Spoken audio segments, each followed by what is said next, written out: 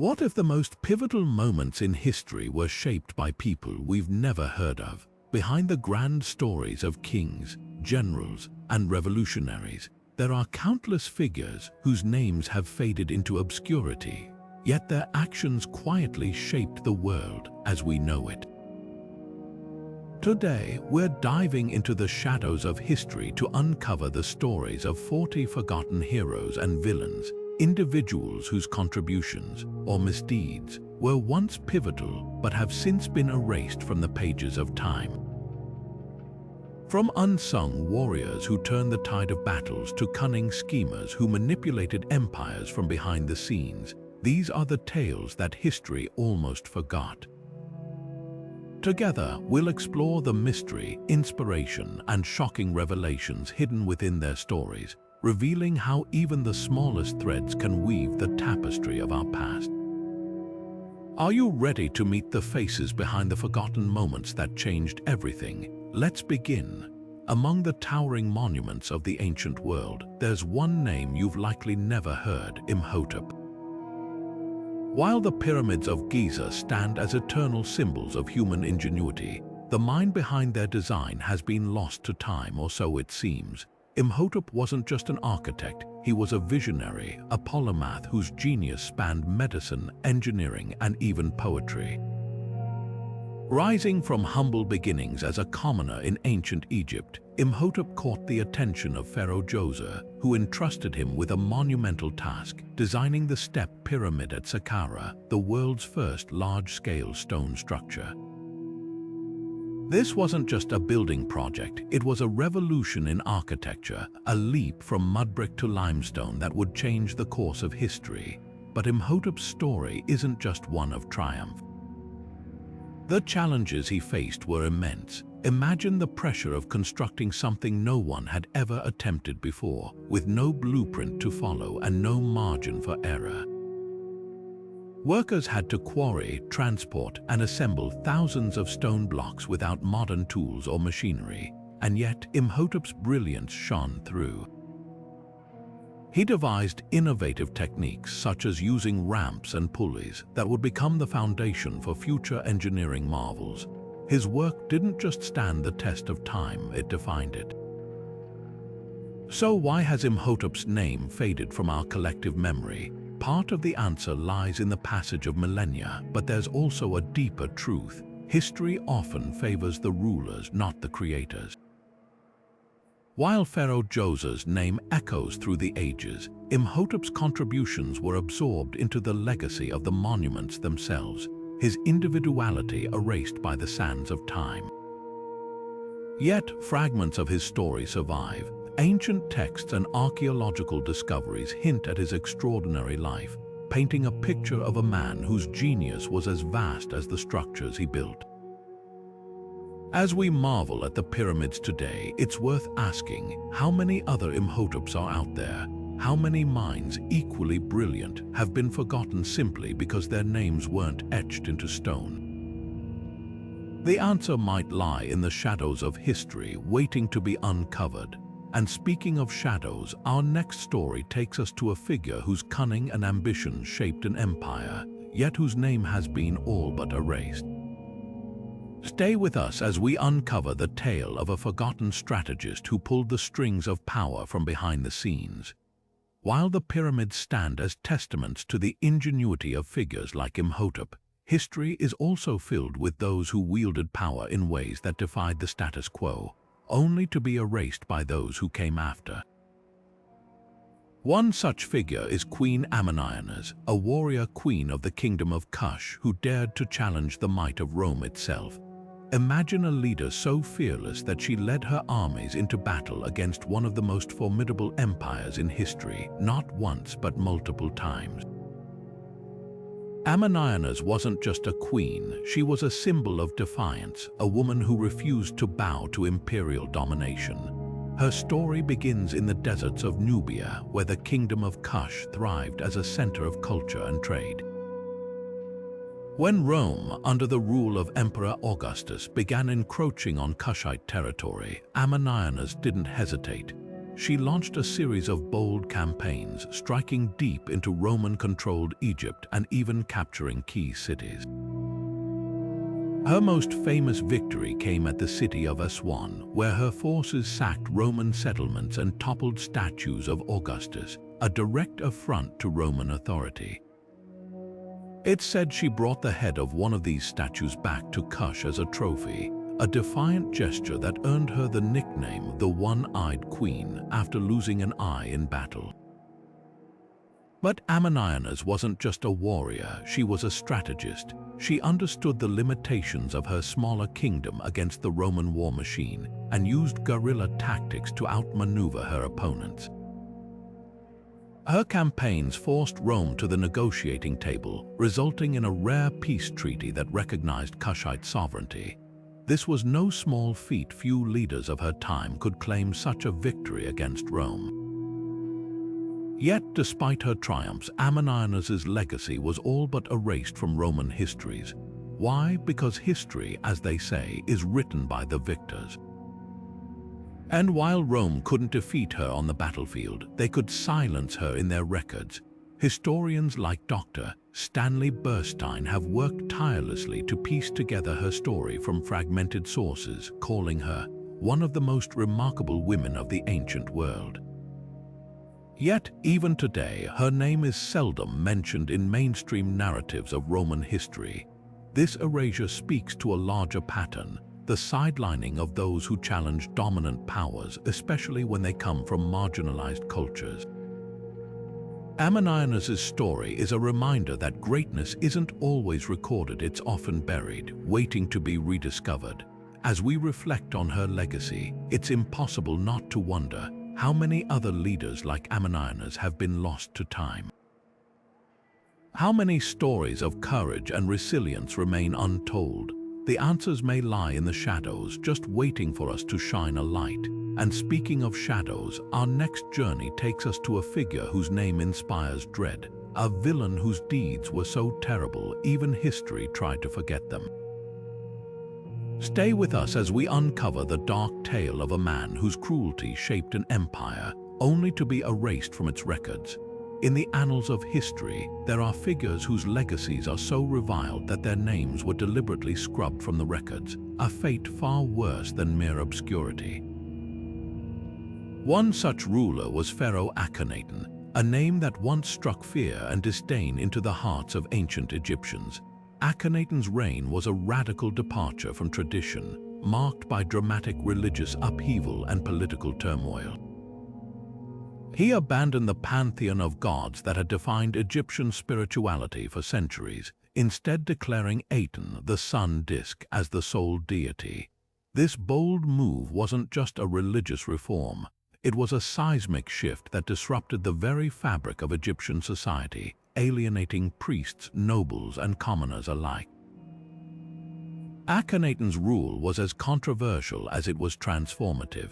He moved the capital to a new city, Amarna, which he built from scratch as a testament to his devotion to Aten. This act, while ambitious, further isolated him from the established power structures of Thebes and Memphis. His reign was also marked by a stark artistic revolution. Gone were the idealized, timeless portraits of pharaohs. In their place came more naturalistic, almost jarring depictions of Akhenaten and his family, with elongated faces and exaggerated features. This artistic shift, while innovative, was seen as a rejection of tradition, deepening the divide between the pharaoh and his people. But it wasn't just his reforms that earned Akhenaten infamy. His rule was marred by allegations of neglect and mismanagement. As he focused on his religious vision, the empire's borders weakened and foreign territories slipped from Egyptian control. By the time of his death, the kingdom was in disarray, and his successors wasted no time in undoing his legacy. His statues were toppled, his city abandoned, and his name chiseled out of inscriptions, a practice known as damnatio memoriae, or the condemnation of memory. Even his son, the famous Tutankhamun, worked to restore the old gods and erase his father's radical changes. The psychological impact of such erasure is profound. By removing Akhenaten from history, his successors sought to control the narrative, ensuring that future generations would remember only the stability of the old ways, not the chaos of his reign. But can we truly learn from history if we forget its darkest chapters? Akhenaten's story is a cautionary tale about the dangers of unchecked power and the fragility of legacy. It also raises questions about who gets to write history and why some voices are silenced while others endure. As we reflect on Akhenaten's erased legacy, it's worth considering another figure whose story was nearly lost to time, not because of infamy, but because their heroism was overshadowed by the era in which they lived. This brings us to our next tale, a forgotten champion whose bravery and ingenuity changed the course of history, yet whose name remains unknown to most. Stay with us as we uncover the story of a hero whose light was dimmed by the shadows of their time. In the world of science, where discoveries shape the future, there are those whose contributions are celebrated and those whose names are erased, their work claimed by others. One such figure is Rosalind Franklin, a chemist whose groundbreaking research laid the foundation for our understanding of DNA. Yet for decades, her role in one of the most important scientific breakthroughs of the 20th century was overshadowed by her male colleagues. Franklin's story is not just one of scientific brilliance, it's a tale of perseverance in the face of systemic barriers, a reminder of how societal biases can silence even the most revolutionary voices. Franklin's work in the early 1950s centered on X-ray diffraction, a technique used to study the structure of molecules. Her meticulous experiments produced an image known as Photograph 51, which revealed the double helix structure of DNA for the first time. This discovery was nothing short of monumental, providing the key to understanding how genetic information is stored and passed on. But Franklin's contributions were downplayed. James Watson and Francis Crick, who later won the Nobel Prize for their work on DNA, relied heavily on her data, yet they failed to give her proper credit. In fact, Watson's memoir, The Double Helix, painted Franklin in a dismissive light, further obscuring her role in the discovery. The challenges Franklin faced weren't just professional, they were deeply personal. As a woman in a male-dominated field, she encountered constant resistance. Colleagues often dismissed her ideas, and she was excluded from crucial meetings where her research was discussed. Despite these obstacles, Franklin remained dedicated to her work, driven by a passion for uncovering the truths of the natural world. Tragically, her life was cut short by illness in 1958, leaving her unable to defend her legacy or see the full impact of her contributions. Modern scientists like Dr. Brenda Maddox, who wrote Franklin's biography, have worked to restore her place in history. Maddox describes Franklin as a scientist of extraordinary talent and determination, whose work was instrumental in one of the greatest discoveries of all time. Yet, even today, Franklin's story is often relegated to a footnote in the history of DNA research. This erasure raises a troubling question.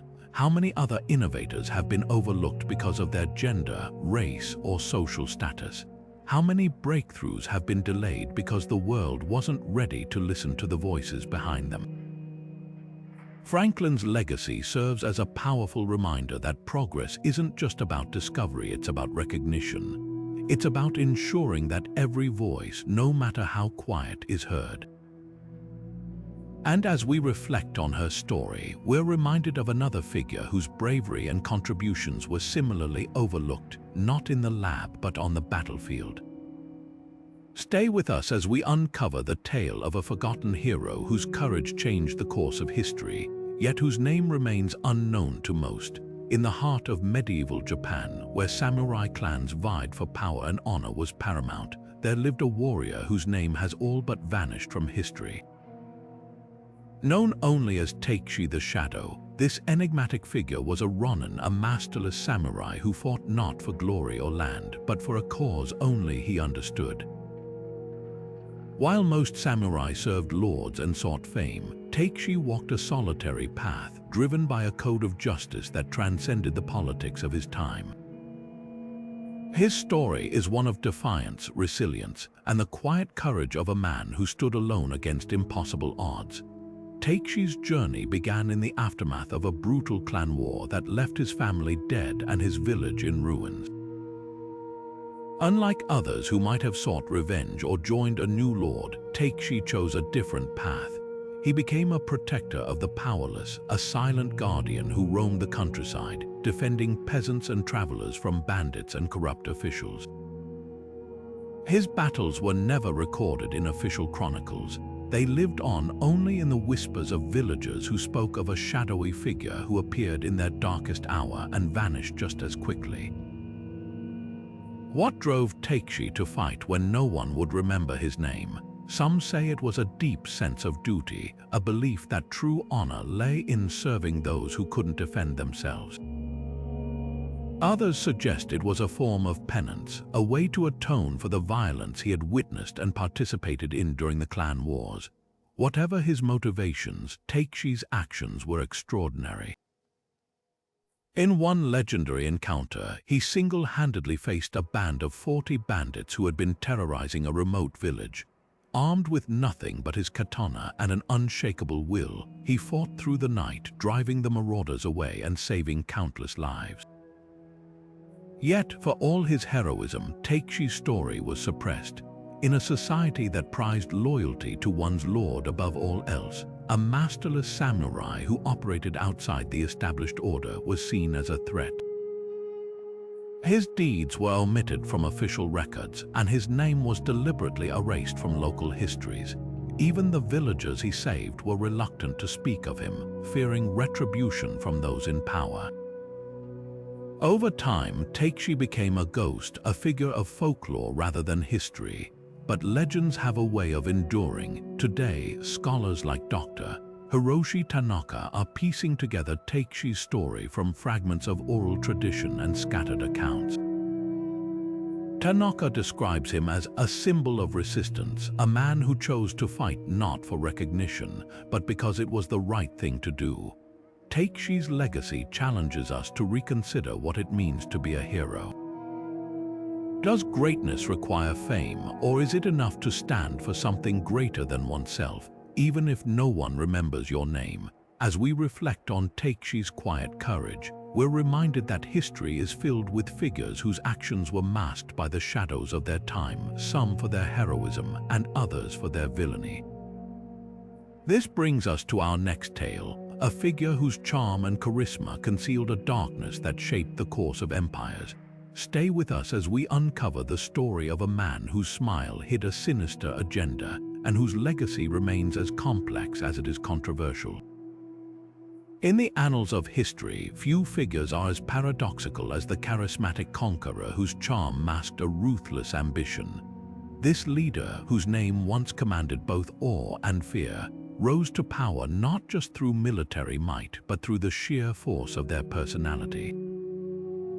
They were a master of propaganda, a puppeteer who rewrote history to cast themselves as a hero, even as their darker deeds were quietly buried. Their story is a chilling reminder of how charisma can be wielded as a weapon, shaping not just the present but the future. This leader's ascent began in a time of chaos, when empires crumbled and power vacuums invited opportunity. With a silver tongue and an uncanny ability to inspire loyalty, they united fractured factions under a single banner, promising stability and glory. But behind the grand speeches and public displays of benevolence lay a calculating mind, one that understood the power of perception. They meticulously curated their image, commissioning statues, monuments, and even entire histories that painted them as a savior. Yet, as historians like Dr. Emily Carter have uncovered, these records were often fabrications designed to obscure the truth of their brutal methods. One of the most striking examples of their manipulation was the systematic erasure of dissent. Rivals were not just defeated, they were erased from memory. Monuments to their achievements were torn down and their names were struck from official records. This practice, known as damnatio memoriae, wasn't just about removing threats, it was about controlling the narrative. By silencing their enemies, this leader ensured that future generations would remember only their version of events. As Dr. Carter notes, they didn't just conquer territory, they conquered history itself. But the consequences of their rule extended far beyond their lifetime. The culture of fear and manipulation they cultivated outlasted their reign, poisoning the institutions they built. Loyalty became more important than merit, and dissent was equated with treason. This stifled innovation and progress, leaving their empire stagnant and vulnerable to external threats. Even today, historians debate whether their legacy was one of greatness or tyranny, a testament to the enduring power of their charisma. What makes this story so unsettling is its relevance to our own time. Charismatic leaders who promise to fix the world's problems often attract fervent followings, but their allure can mask dangerous intentions. The lesson here is clear: charisma, while compelling, is no substitute for integrity. As we reflect on this leader's legacy, it's worth asking, how do we distinguish between genuine visionaries and those who merely play the part? The answer may lie not in their words, but in their actions and in the stories they try to hide. And speaking of hidden stories, our next journey takes us to a figure whose heroism was overshadowed by tragedy.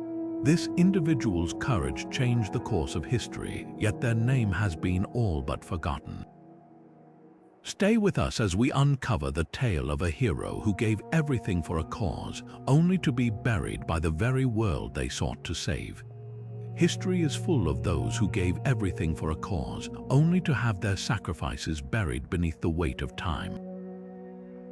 Among these forgotten martyrs stands the figure of Hypatia of Alexandria, a philosopher, mathematician, and teacher whose brilliance illuminated the ancient world, and whose death marked the end of an era.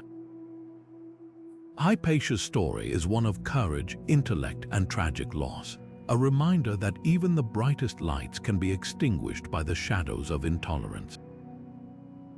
Born in the late 4th century in Alexandria, Egypt, Hypatia was a rare figure in her time. In a world dominated by men, she rose to prominence as a scholar, teaching philosophy, mathematics, and astronomy at the city's famed museum. Her lectures attracted students from across the Mediterranean, drawn not only by her knowledge but by her ability to inspire. She was known for her eloquence, her unwavering pursuit of truth, and her commitment to reason in an age increasingly torn by religious and political strife. But Alexandria in the early 5th century was a city on the brink. As Christianity gained power, tensions between religious factions and the old pagan traditions escalated. Hypatia, a pagan herself, became a symbol of intellectual freedom in a society that was growing more rigid and divided. Her refusal to align with any single ideology made her a target. Despite her apolitical stance, she was seen as a threat by those who sought to consolidate power through dogma and fear. The end came in the year 415, when a mob of Christian zealots, incited by rumors and political manipulation, dragged Hypatia from her chariot. They stripped her, beat her, and tore her apart with broken pottery, leaving her body to be burned. It was a brutal, calculated act meant to silence not just a woman, but an idea. The idea that knowledge and reason could exist outside the control of those in power. Her murder sent shockwaves through the intellectual community, and her death marked the decline of Alexandria as a center of learning. Why was Hypatia's story suppressed? Part of the answer lies in the nature of her death. Those who killed her sought not only to end her life but to erase her legacy. Her works were destroyed, her name omitted from official records, and her contributions downplayed. Even in the centuries that followed, her story was often dismissed or distorted by historians who sought to justify her murder. It wasn't until the modern era that scholars like Dr. Maria Dzielska began to piece together her true story, revealing a woman who was far more than a martyr. She was a pioneer. Hypatia's life and death raise a profound question. Why do some sacrifices go unnoticed? Is it because they challenge the status quo, or because they remind us of the cost of progress? Her story is a testament to the enduring power of ideas, even in the face of suppression. And as we reflect on her legacy, we're reminded that history is not just about those who wield power, it's about those who dare to question it. This brings us to our next tale, a figure whose actions were cloaked in benevolence but whose true intentions were far darker. Stay with us as we uncover the story of a man who used charm and generosity to mask a legacy of cruelty, leaving a trail of devastation in his wake. In the tapestry of history, few figures embody the paradox of human nature as starkly as the ruler known as the benevolent tyrant. This enigmatic leader ruled with an iron fist, yet their reign was marked by policies that brought prosperity and progress to their people. They built schools, hospitals, and roads, transforming a struggling society into a beacon of innovation. But beneath this veneer of benevolence lay a darker truth, a willingness to commit unspeakable acts in the name of their vision. Their story is a chilling reminder that even the most celebrated leaders can harbor shadows. The benevolent tyrants' rise to power began during a period of upheaval when their nation was fractured and desperate for stability. With a mix of charisma and strategic brilliance, they united disparate factions under a single banner, promising a brighter future. And for a time, they delivered. Under their rule, literacy rates soared, infrastructure expanded, and the economy flourished. Historians like Dr. Jonathan Keller have described this period as a golden age of progress where the impossible seemed achievable. But this progress came at a cost. While the public celebrated the tyrants' achievements, whispers of their darker methods began to surface. Dissenters were silenced, not just politically but physically. Secret police forces operated in the shadows, arresting and executing those who dared to question the regime. Entire communities were uprooted in the name of urban development, their histories erased to make way for the tyrant's vision. Those who resisted were branded as enemies of progress, their stories buried beneath layers of propaganda.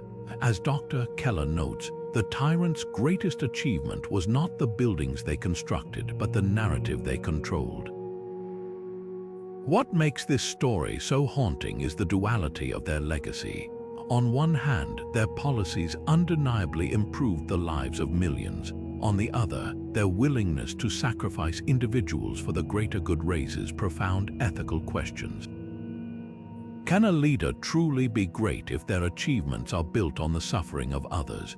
This question has divided historians for decades, with some arguing that the tyrant's actions were a necessary evil, while others condemn them as unforgivable. The truth, as always, lies somewhere in between. Reflecting on the benevolent tyrant's legacy forces us to confront the complexity of human nature. It's a reminder that even the most revered figures are capable of both extraordinary good and unspeakable evil. Their story challenges us to look beyond the surface, to question the narratives we're given, and to seek the truth no matter how uncomfortable it may be. And as we grapple with these questions, we're reminded of another figure whose story was nearly lost to time, not because of their actions, but because of the world's reluctance to acknowledge their heroism. This brings us to the tale of a forgotten champion, a figure whose courage and sacrifice changed the course of history, yet whose name remains unknown to most.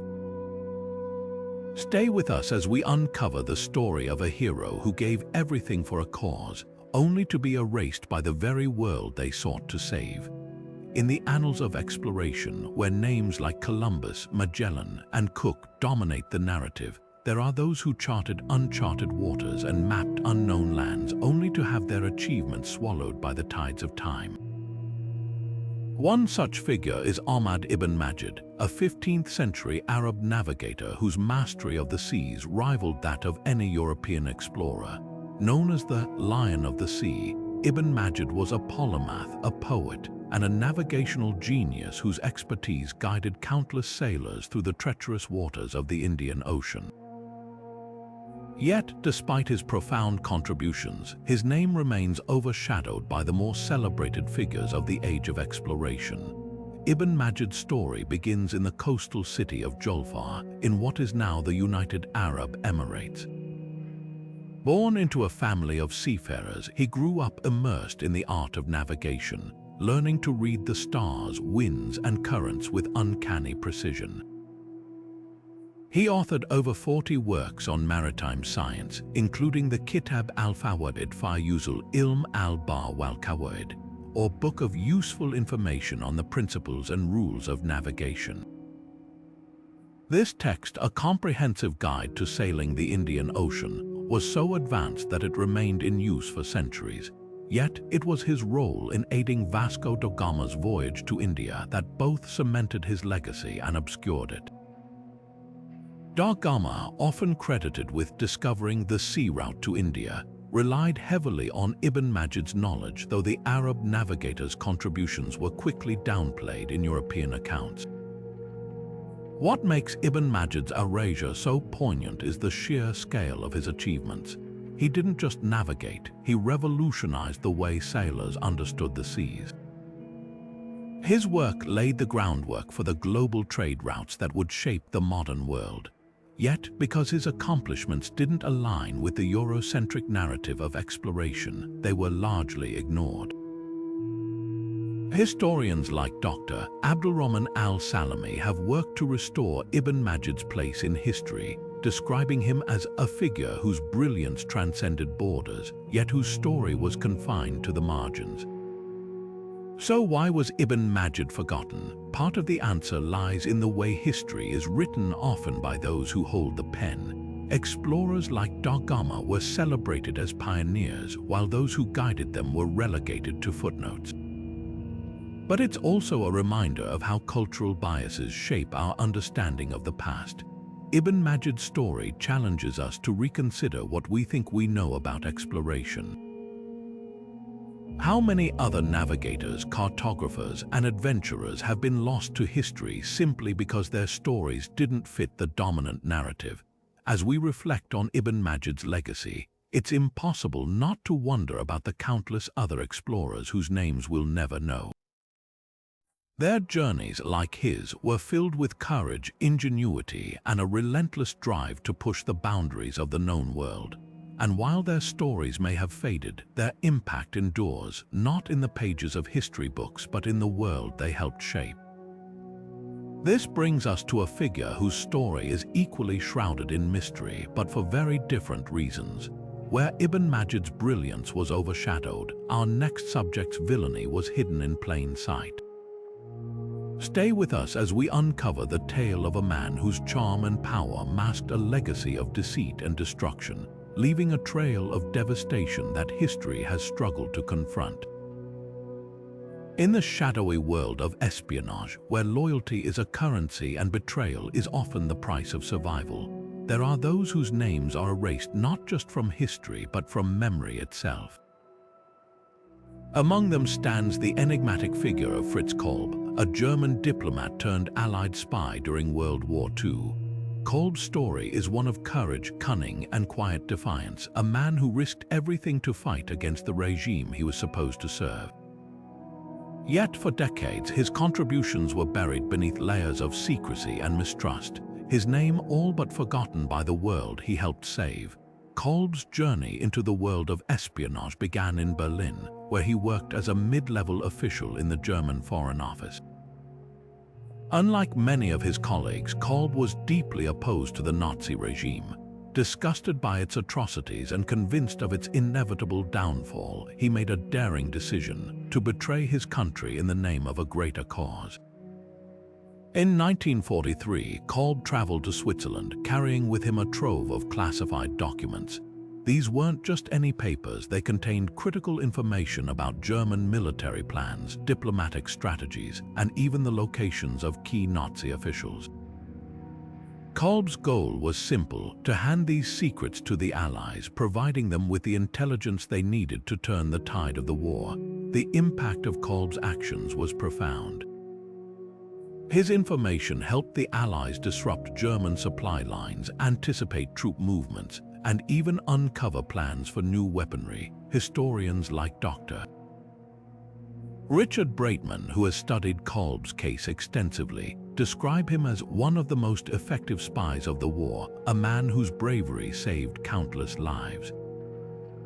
Yet, despite his contributions, Kolb's story was suppressed.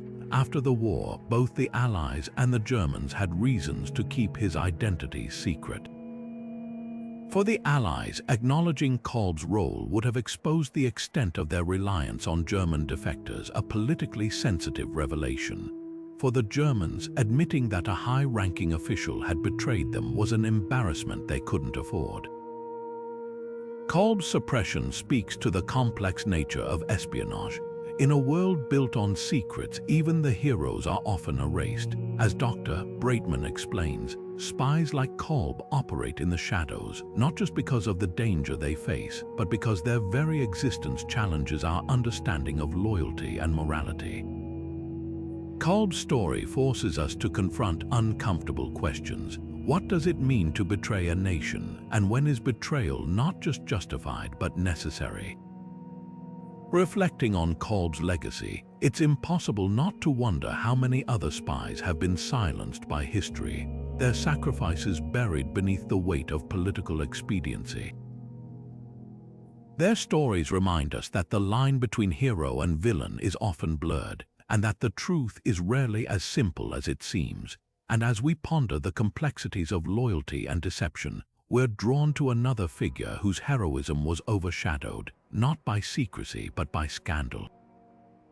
Stay with us as we uncover the story of a leader whose achievements were eclipsed by controversy, leaving their true legacy hidden beneath the surface. In the annals of history, where heroes are often remembered for their triumphs, there are those whose legacies are complicated by scandal, figures who achieved greatness but were undone by the very flaws that made them human. One such individual is Charles Parnell, an Irish nationalist leader whose political genius brought Ireland to the brink of independence, only to have his career collapse under the weight of a personal scandal. Parnell's story is a poignant reminder of how quickly heroism can be overshadowed by controversy, and how the public's perception can shift from admiration to condemnation in an instant. Born in 1846, Parnell rose to prominence as the leader of the Irish Parliamentary Party, using his charisma and strategic brilliance to unite a fractured movement. His campaign for Irish Home Rule, a form of self-governance within the British Empire, captured the imagination of millions. Parnell wasn't just a politician, he was a symbol of hope for a nation longing for freedom. His ability to navigate the complex world of British politics earned him the nickname the Uncrowned King of Ireland, a testament to his influence and vision. But Parnell's career took a dramatic turn in 1889, when his affair with Catherine O'Shea, the wife of one of his political allies, became public. The scandal, which dominated headlines and sparked fierce debates, divided his supporters and alienated key allies. The Catholic Church, a powerful force in Ireland, condemned him, and his once unified party splintered under the pressure. Historians like Dr. Roy Foster have described the fallout as a tragedy of Shakespearean proportions, where personal failings eclipsed political achievements. Parnell's enemies seized on the scandal, using it to discredit not just him, but the entire Home Rule movement. What makes Parnell's story so compelling is the tension between his public and private selves. As a leader, he was almost superhuman, a master tactician who outmaneuvered his opponents and inspired his followers. Yet, as a man, he was flawed, vulnerable, and ultimately undone by his own choices. The scandal didn't just tarnish his legacy, it rewrote it. Where once he was celebrated as a hero, he became a cautionary tale, a reminder of how personal failings can overshadow even the most extraordinary achievements. Parnell's downfall raises a troubling question. Why do we demand perfection from our heroes? Why are we so quick to discard their contributions when they fall short of our ideals? Historians like Dr. Margaret O'Callaghan argue that Parnell's story reflects a broader pattern, where scandal becomes a convenient way to erase complexity. We simplify history, she says, by turning figures into saints or sinners when the truth is far more nuanced. Parnell's life challenges us to confront these biases, to separate the man from the myth, and to remember that heroes, like all of us, are human. As we reflect on Parnell's complicated legacy, it's impossible not to wonder how many other figures have been defined by their scandals rather than their contributions. Their stories remind us that history is often as much about perception as it is about fact. And as we turn to our next tale, we encounter a figure whose villainy was not defined by scandal, but by myth, a man whose dark deeds were cloaked in legend, leaving a legacy that history has struggled to untangle. Stay with us as we uncover the story of a ruler whose cruelty was masked by the stories they told about themselves. In the realm of history and folklore, where fact and fiction often intertwine, there are figures whose real deeds become so distorted that they transform into something entirely different: legends, myths, and cautionary tales. One such figure is Erzsébet Bathory, a Hungarian noblewoman whose life has been shrouded in tales so dark and fantastical that it's hard to separate the woman from the monster. Known as the Blood Countess, Bathory's story is a chilling example of how history can be rewritten, not by erasure but by exaggeration. Her legend has haunted the imaginations of storytellers for centuries, but what really lies beneath the myth? Erzsébet Bathory was born in 1560 into one of the most powerful families in Hungary. By all accounts, she was a woman of intelligence and ambition, well-educated and fiercely independent in an era when women were expected to be neither. But her life took a dark turn when rumors began to surface about her treatment of servants and peasants on her estates. These whispers grew into horrifying tales of torture, murder, and even bathing in the blood of young women to preserve her youth. While the most gruesome details, like the bloodbaths, are almost certainly fictional, there is evidence that Bathory was involved in acts of extreme cruelty. In 1610, she was arrested and tried, with witnesses testifying to her crimes. She was ultimately confined to her castle, where she died 4 years later. So how did a noblewoman accused of horrific acts become the stuff of legend? Part of the answer lies in the political climate of the time. Bathory's arrest and trial coincided with a power struggle between her family and the Hungarian monarchy. Some historians, like Dr. Katalin Pater, argue that the accusations against her were exaggerated to discredit her family and seize their wealth. Others suggest that her gender played a role. Her independence and refusal to conform to societal norms made her an easy target for vilification. Whatever the truth, her story was quickly absorbed into folklore, transforming her into a figure of mythic evil. The impact of Bathory's myth on culture is profound. She has inspired countless books, films, and even operas, often portrayed as a vampiric figure preying on the innocent. But beyond the horror stories, her legacy raises a troubling question. How many other villains have been turned into myths? How many historical figures, guilty or innocent, have been distorted by the stories we tell about them? Bathory's tale is a reminder that history is not always about what happened, it's about what we choose to remember.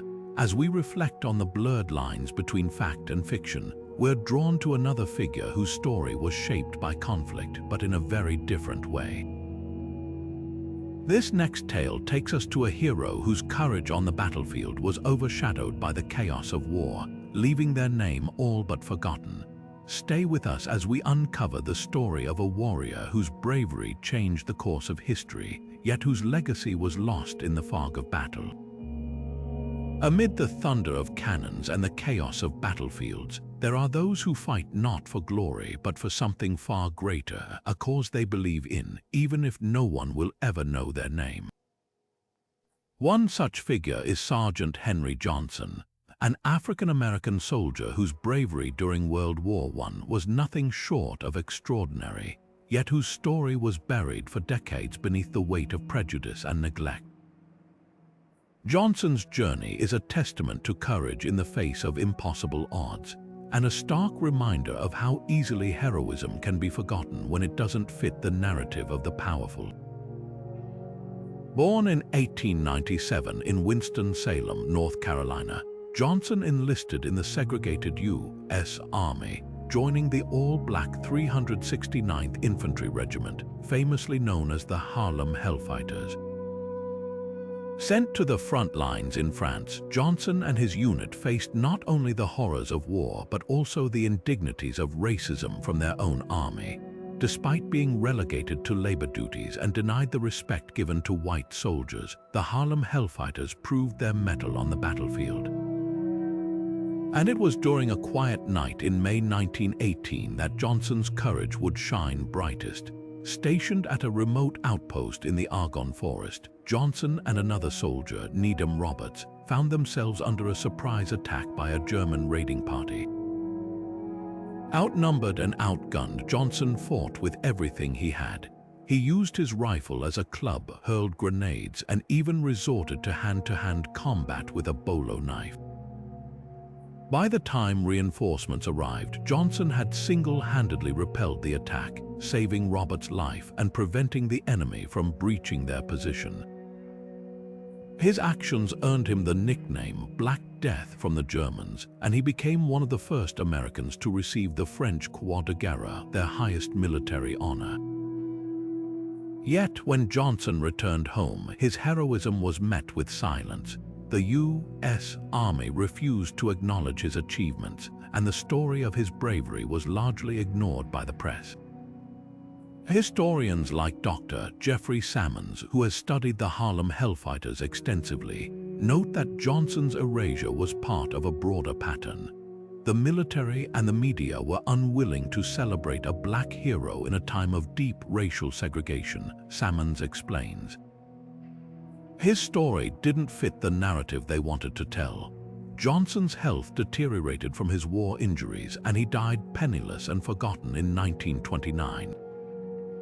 It wasn't until decades later, in 2015, that he was posthumously awarded the Medal of Honor, a recognition long overdue. Johnson's story forces us to confront a difficult truth. How many other heroes have been forgotten simply because of their race, gender, or social status? His legacy is a reminder that valor knows no color, and that the true cost of war is often borne by those whose names we'll never know. As we honor his memory, we're reminded of another figure whose story was hidden not by prejudice but by privilege. This next tale takes us to a man whose wealth and power concealed a legacy of cruelty, leaving a trail of devastation that history has only recently begun to uncover.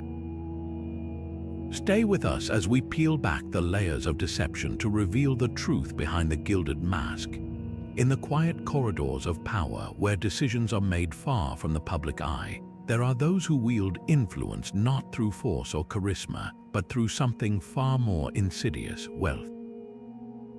One such figure is Mayer Amschel Rothschild, the patriarch of the legendary Rothschild banking dynasty, whose financial acumen reshaped the economic landscape of Europe, and whose behind-the-scenes manipulations have been the subject of fascination and controversy for centuries. Rothschild's story is a masterclass in how money, when used strategically, can alter the course of history, but it's also a cautionary tale about the hidden forces that shape our world, often without us ever realizing it. Born in 1744 in the Jewish ghetto of Frankfurt, Rothschild began his career as a coin dealer, trading rare currencies and building connections with wealthy clients. But his true genius lay in his ability to see the bigger picture. At a time when Europe was a patchwork of warring states, Rothschild recognized that controlling the flow of money could mean controlling the flow of power. He established a network of banks across Europe, placing each of his 5 sons in key cities: London, Paris, Vienna, Naples, and Frankfurt. This decentralized structure allowed the family to finance wars, broker peace deals, and even prop up governments, all while maintaining a low profile. As historian Niall Ferguson has noted, the Rothschilds didn't just respond to history, they helped write it. Rothschild's methods were as calculated as they were effective. He leveraged his connections to royal families and political elites, offering loans and financial advice that gave him unparalleled influence. During the Napoleonic Wars, the Rothschilds funded both sides of the conflict, ensuring their fortune remained secure regardless of the outcome. This approach, while ethically questionable, allowed them to emerge as one of the most powerful families in Europe. Yet their influence was rarely acknowledged publicly. Rothschild understood that true power lies in discretion, and he ensured that his family's role in shaping history remained hidden behind a veil of secrecy. The impact of Rothschild's machinations is still felt today. The modern banking system, with its emphasis on international networks and financial leverage, owes much to his innovations. But his legacy is also a reminder of the darker side of wealth. By operating in the shadows, Rothschild and his descendants were able to manipulate events without ever being held accountable. Historians like Dr. Liaquat Ahmad argue that this kind of hidden influence raises troubling questions about democracy and transparency. When wealth becomes a tool for shaping history, Ahmad explains, it undermines the very principles of fairness and equality that societies strive for. Rothschild's story forces us to confront the uncomfortable truth that history is often shaped not by the visible actions of leaders, but by the invisible hands of those who finance them. It's a reminder that power doesn't always wear a crown or carry a sword. Sometimes it sits quietly in a ledger, counting the cost of influence. And as we reflect on the role of wealth in shaping the past, we're reminded of another figure whose contributions were erased, not by secrecy, but by time itself. This brings us to the story of a hero whose bravery changed the course of history, yet whose name has been all but forgotten. Stay with us as we uncover the tale of a warrior whose courage defied the odds, only to be buried beneath the weight of centuries. In a world that often resists change, there are those whose ideas are so revolutionary that they transcend their time, only to be forgotten by history itself. One such figure is Mary Anning, a self-taught paleontologist whose discoveries in the early 19th century laid the groundwork for our understanding of prehistoric life. Born in 1799 in the coastal town of Lyme Regis, England, Anning grew up in poverty, yet her sharp eye and relentless curiosity led her to uncover some of the most significant fossils of her era. Her finds, including the first complete ichthyosaur skeleton and the first plesiosaur, challenged long-held beliefs about the history of life on Earth. But despite her groundbreaking contributions, Anning's name is seldom mentioned alongside the great scientists of her time. Why? Because the world wasn't ready to accept a woman, let alone one from a modest background, as a pioneer of science. Anning's struggles were as immense as her achievements. She faced not only the physical dangers of fossil hunting, climbing unstable cliffs and braving treacherous tides, but also the societal barriers of her time. As a woman in a male-dominated field, she was denied formal education and excluded from scientific societies. Her work was often credited to male colleagues who purchased her fossils and presented them as their own discoveries. Even the scientific papers that referenced her findings rarely mentioned her name.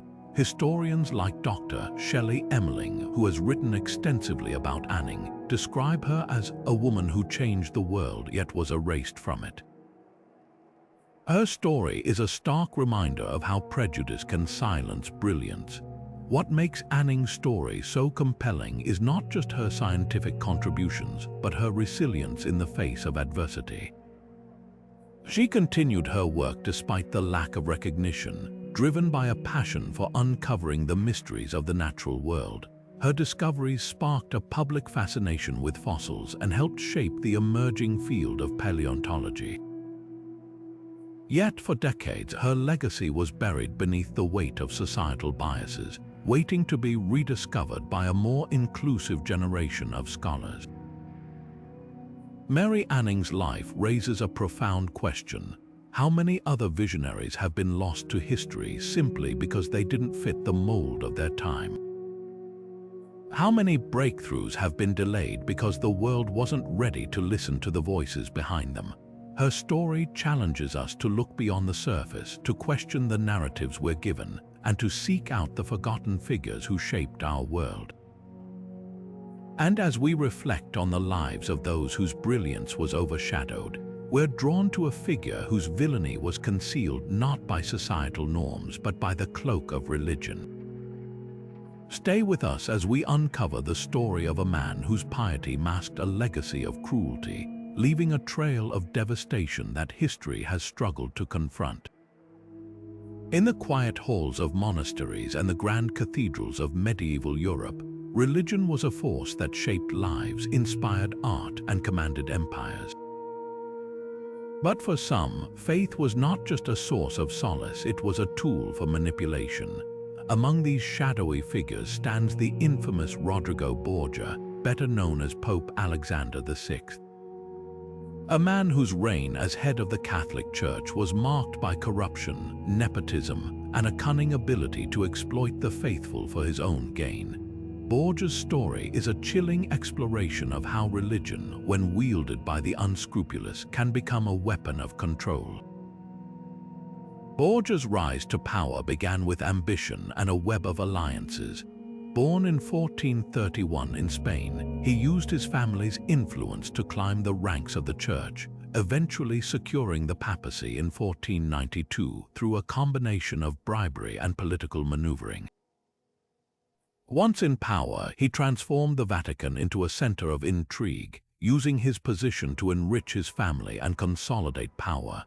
His children, particularly his son Cesare and daughter Lucrezia, became key players in his schemes, their lives intertwined with the political and religious machinations of the time.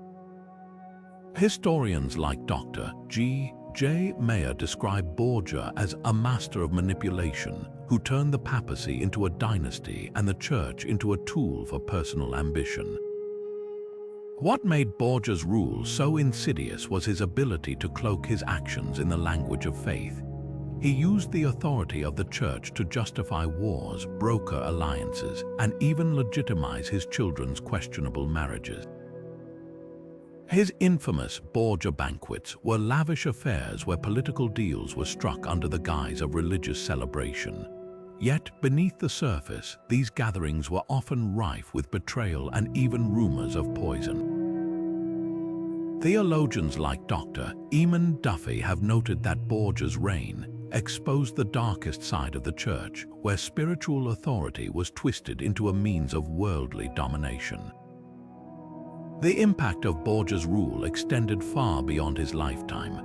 His corruption eroded trust in the church, fueling the fires of the Protestant Reformation that would sweep through Europe decades later. Yet, for all his notoriety, Borgia's true nature was often obscured by the very institution he led. The church, eager to preserve its image, worked to downplay his misdeeds, and his legacy was sanitized in official records. It wasn't until centuries later that historians began to piece together the full extent of his manipulations. As Dr. Meyer observes, Borgia's story is a reminder that power, when combined with piety, can be a dangerous force. Borgia's life forces us to confront the uncomfortable intersection of religion and power. How often have leaders used faith to justify their actions, even when those actions betray the very principles they claim to uphold? His story is a cautionary tale about the dangers of unchecked authority and the ways in which belief can be weaponized. Yet it also raises a deeper question. How many other figures have used religion as a mask, concealing their true intentions behind a veil of devotion? As we reflect on the shadowy legacy of Rodrigo Borgia, we're reminded that history is filled with figures whose heroism was overshadowed not by corruption but by betrayal. This brings us to the story of a warrior whose courage on the battlefield was unmatched, yet whose loyalty was repaid with treachery. Stay with us as we uncover the tale of a hero whose name was nearly erased by the very people he fought to protect. In the annals of history, few tragedies cut as deeply as betrayal, especially when it comes at the hands of those we trust most. This is the story of Trieu Thai Trinh, a Vietnamese warrior queen whose defiance against Chinese domination in the 3rd century made her a legend, but whose ultimate betrayal by her own people nearly erased her from history. Known as the Vietnamese Joan of Arc, Trinh's courage and strategic brilliance inspired countless followers during her rebellion against the Eastern Wu dynasty. Yet her story is not just one of heroism, it's a tale of how loyalty can be shattered and how the pain of betrayal can echo through the centuries. Trinh's rise to prominence began during a time of intense suffering for her people. The Chinese occupation of Vietnam brought with it heavy taxes, forced labor, and cultural suppression. At just 19 years old, Trinh rallied an army of rebels, riding into battle on an elephant and wielding a sword with unmatched ferocity. Her leadership was unparalleled, and her vision of a free Vietnam united thousands under her banner. Ancient texts describe her as a flame in the darkness, a leader who refused to bow to oppression no matter the cost. Her victories against the Chinese forces were celebrated, and her name became synonymous with resistance. But triumph can breed jealousy, and power often attracts treachery. Despite her successes, Trinh's rebellion began to fracture from within. Some of her closest allies, swayed by promises of wealth and safety from the Chinese, turned against her. In a devastating act of betrayal, they revealed her plans and the location of her forces to the enemy. Surrounded and outnumbered, Trinh fought valiantly but was ultimately captured. Rather than face the humiliation of imprisonment, she chose to take her own life, a final act of defiance that cemented her legacy as a martyr. Yet her story was suppressed for centuries, her name erased from official records as her betrayers sought to rewrite history. Why was Trinh's story buried? Part of the answer lies in the nature of betrayal itself. Those who turned against her had a vested interest in silencing her memory, ensuring that their own roles in her downfall were forgotten. But it's also a reflection of how history is shaped by those in power. As historian Dr. Lathai N. Hamtayat explains, Trinh's story was a threat to the narrative of unity and obedience that the ruling class wanted to promote. Her defiance was too powerful to be celebrated, so it was buried instead.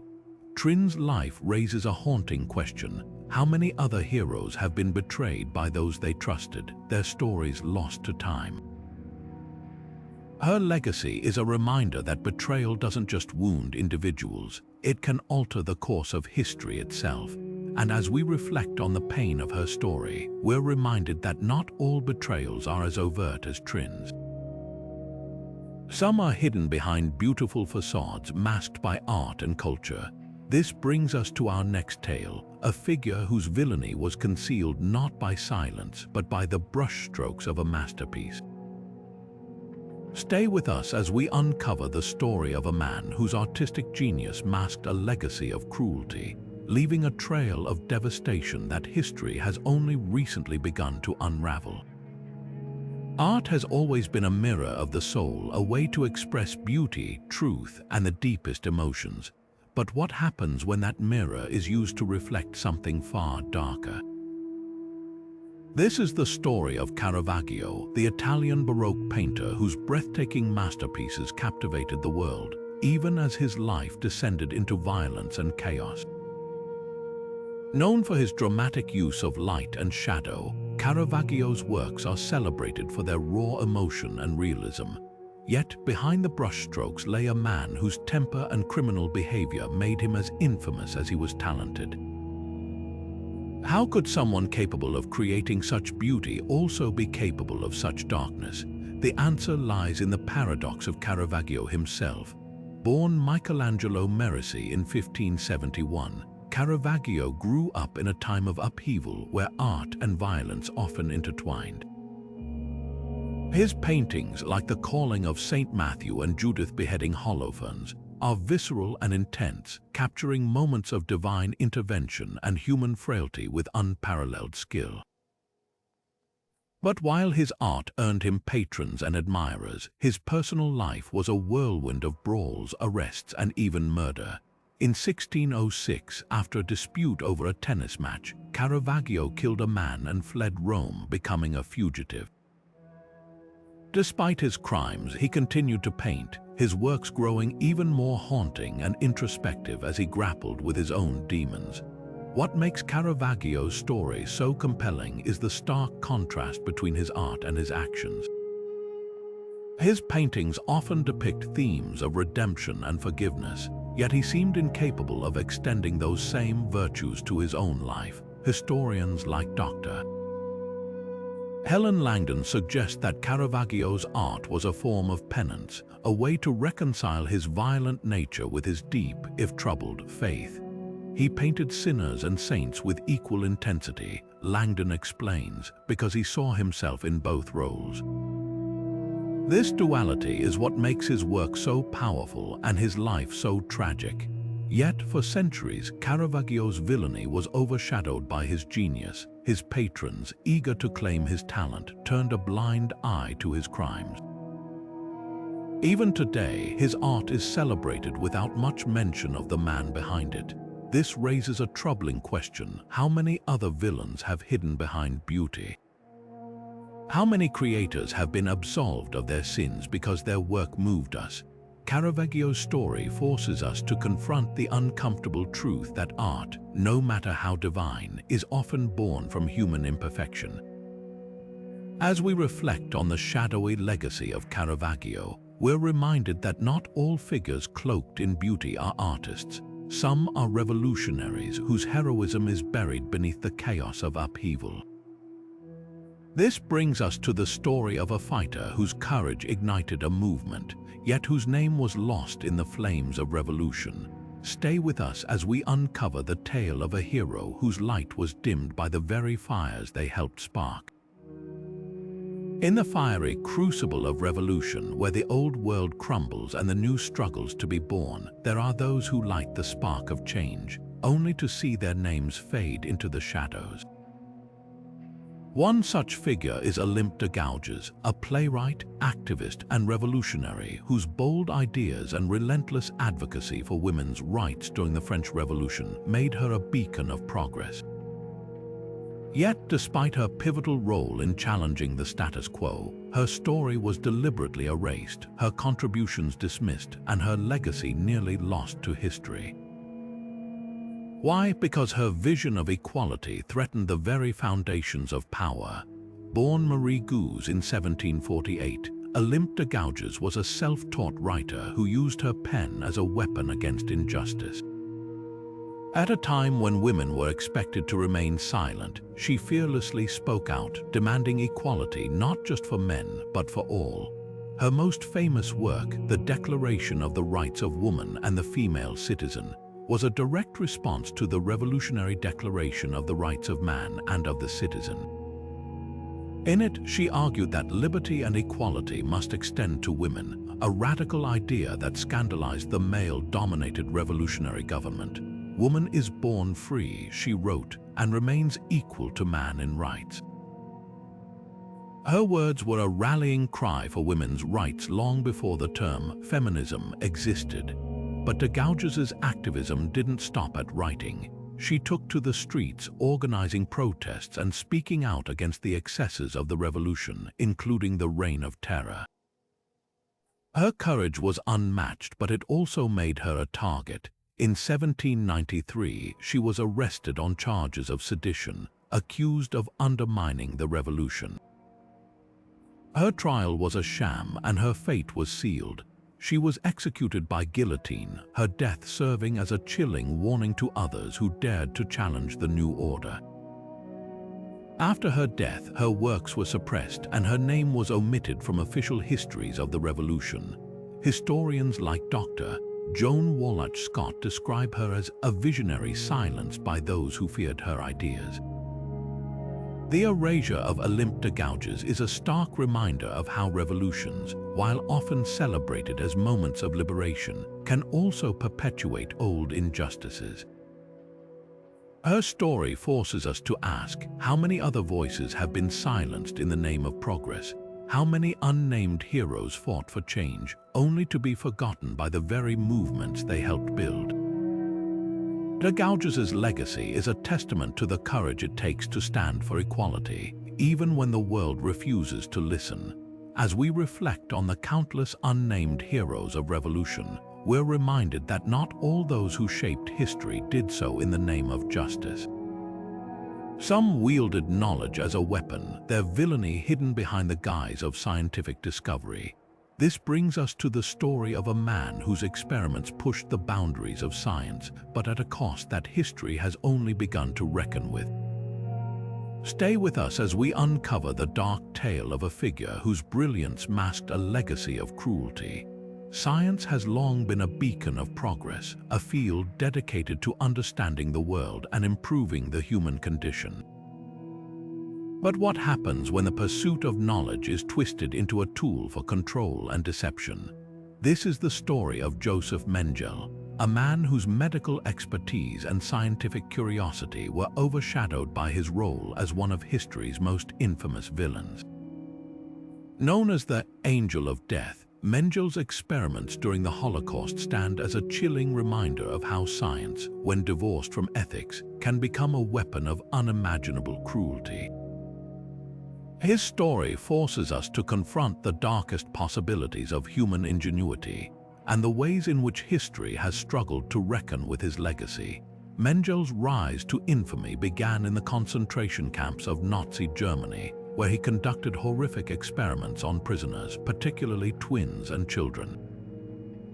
Under the guise of scientific research, he subjected his victims to inhumane procedures, from forced surgeries to injections of deadly substances. His goal was to advance the Nazi ideology of racial purity, using pseudoscience to justify atrocities. Yet his methods were not just barbaric, they were also deeply flawed. Historians like Dr. Robert J. Lifton, who has extensively studied Mengele's work, describe his experiments as a grotesque misuse of science, driven by ideology rather than genuine inquiry. His so-called research yielded no meaningful discoveries, only suffering and death. What makes Mengele's story so haunting is the way it forces us to grapple with the ethics of scientific progress.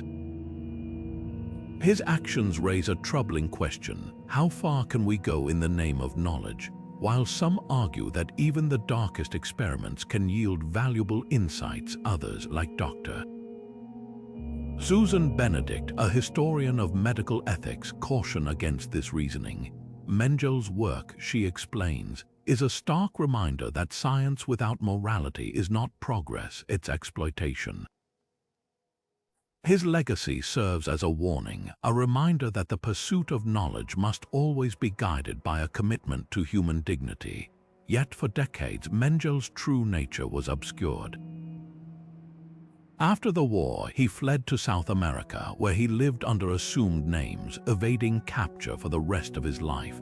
His ability to escape justice has fueled countless conspiracy theories and debates about the complicity of governments in his disappearance. Historians like Dr. Gerald Posner, who tracked Mengele's post-war life, argue that his evasion was a failure of the international community to hold him accountable. This failure allowed Mengele to become a symbol not just of cruelty, but of the ways in which evil can hide in plain sight. Mengele's story is a sobering reflection on the dangers of unchecked ambition and the moral responsibilities of those who wield knowledge. It's a reminder that science, like any tool, can be used for good or ill, and that the choices we make in its application define us as much as the discoveries we achieve.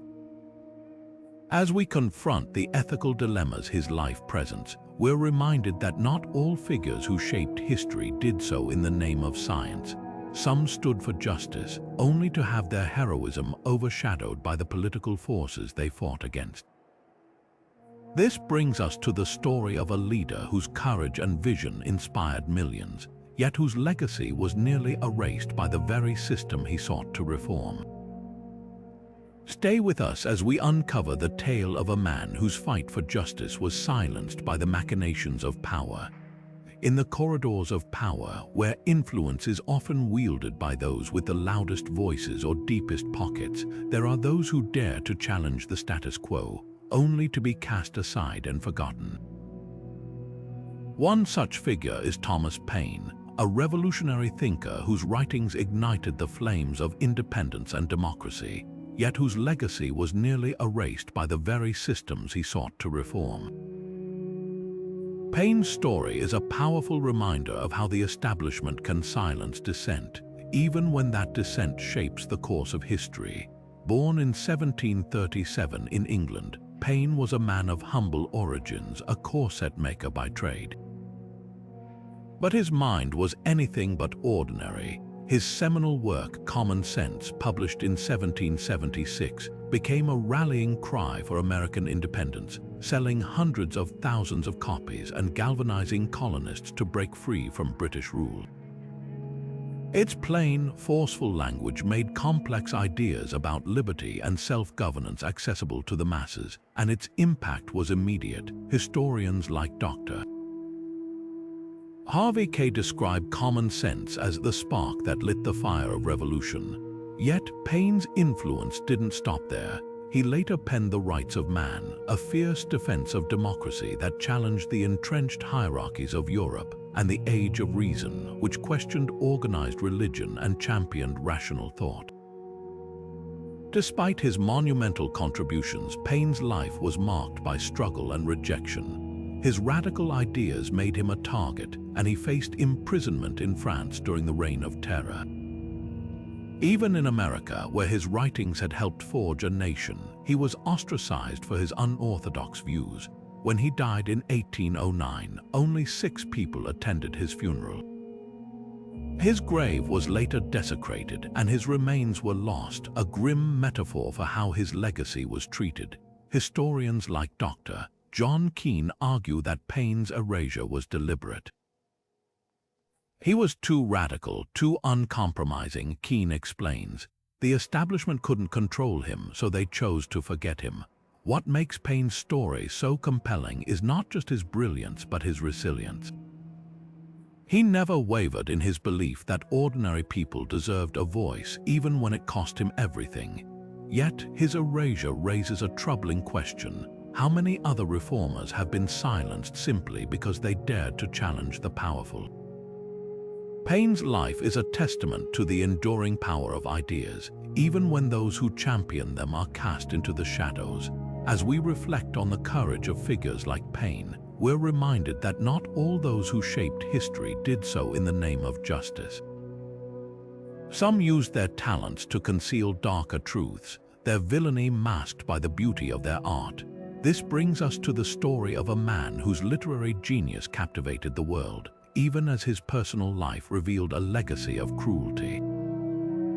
Stay with us as we uncover the tale of a writer whose words enchanted millions, yet whose actions left a trail of devastation. Words have the power to inspire, to heal, and to unite, but they can also be a mask, a carefully crafted facade that hides the darkest of intentions. This is the story of Marquis de Sade, a man whose name has become synonymous with depravity, yet whose literary genius has often overshadowed the horrors of his personal life. Known for works like Justine and the 120 Days of Sodom, de Sade's writings explored themes of freedom, desire, and the limits of human morality. But behind the provocative prose lay a man whose actions were as disturbing as his fiction. How did someone capable of such profound insight into the human condition also commit acts of such cruelty? The answer lies in the duality of Desaid himself. Born Donatien Alphonse François in 1740 in Paris, Desaid came from an aristocratic family, but his life was anything but conventional. From an early age, he displayed a penchant for rebellion, both against societal norms and the law. His writings, often banned and burned during his lifetime, were considered so scandalous that the term sadism was coined to describe the pleasure he derived from inflicting pain. Yet his works were also deeply philosophical, challenging the rigid moral codes of his time and questioning the nature of freedom and consent. Scholars like Dr. Annie Lebrun argue that Desaid's literature was a mirror held up to society, reflecting its darkest impulses and hypocrisies. But was this a critique or a justification for his own behavior? The line between Desaid's art and his life is disturbingly blurred. His private actions often mirrored the excesses described in his books. He was imprisoned multiple times for acts of violence and abuse, yet he continued to write, using his words to both expose and conceal his true nature. In his letters, he portrayed himself as a victim of an oppressive system, a martyr for intellectual freedom. This narrative, combined with the sheer brilliance of his writing, allowed him to cultivate a following that saw him as a misunderstood genius rather than a criminal. As historian Dr. Neil Schiefer notes, Desaid's greatest trick was convincing the world that his villainy was art and his art was truth. What makes Desaid's story so unsettling is the way it forces us to grapple with the power of words.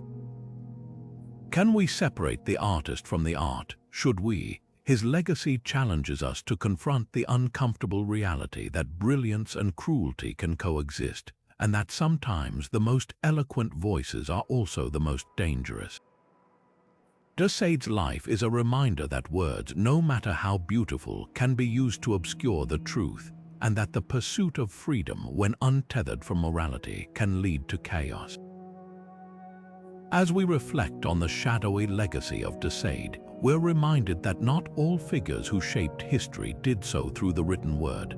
Some ventured into the unknown, their heroism lost in the vastness of exploration.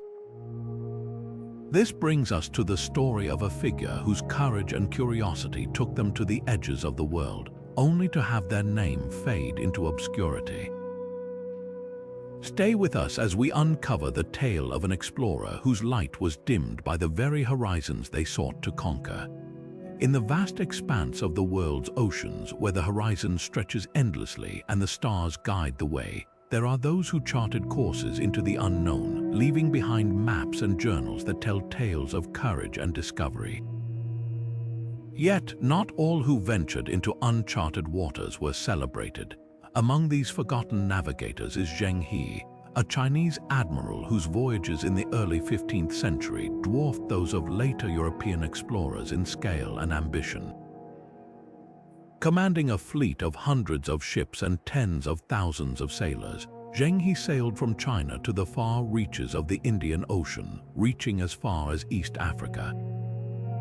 His journeys were not just feats of navigation, but acts of diplomacy, trade, and cultural exchange. So why is his name absent from most Western history books? Zheng He's story begins in 1371, during the Ming Dynasty, when he was born into a Muslim family in what is now Yunnan province. Captured as a child and brought to the imperial court, he rose through the ranks to become a trusted advisor to the Yongle Emperor.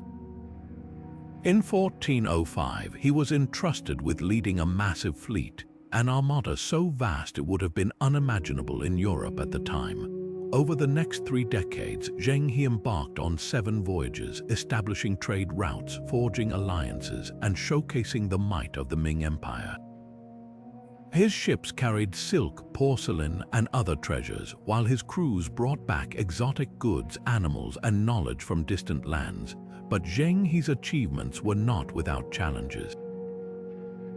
The logistics of managing such a colossal fleet were staggering. Storms, disease, and hostile encounters tested the resolve of his crew, yet through it all, Zheng He's leadership and navigational prowess shone.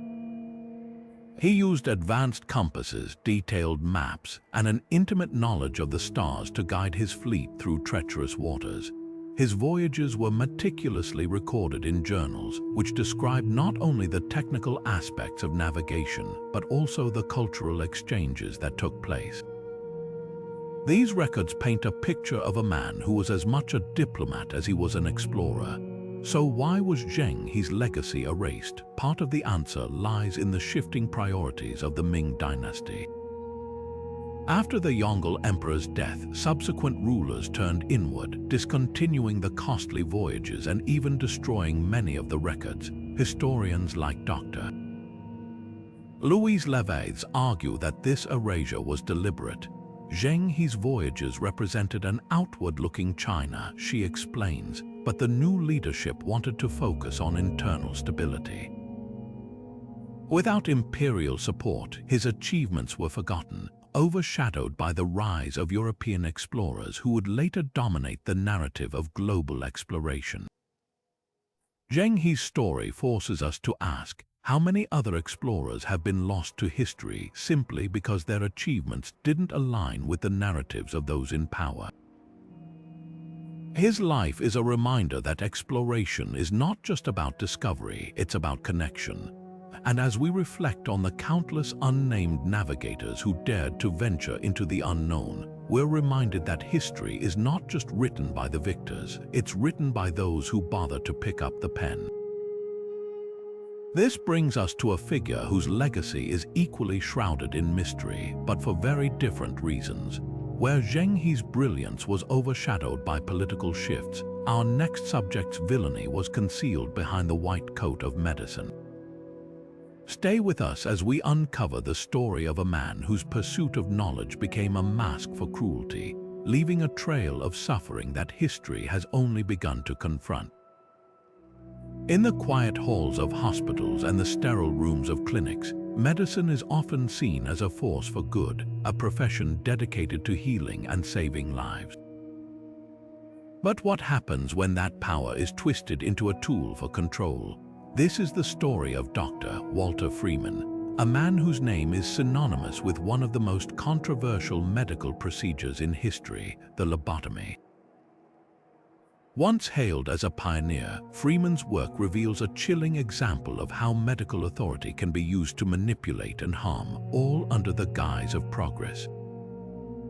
His story forces us to confront the ethical dilemmas of medical power and the ways in which history has struggled to reckon with its darkest chapters. Freeman's rise to prominence began in the early 20th century, a time when mental illness was poorly understood and often stigmatized.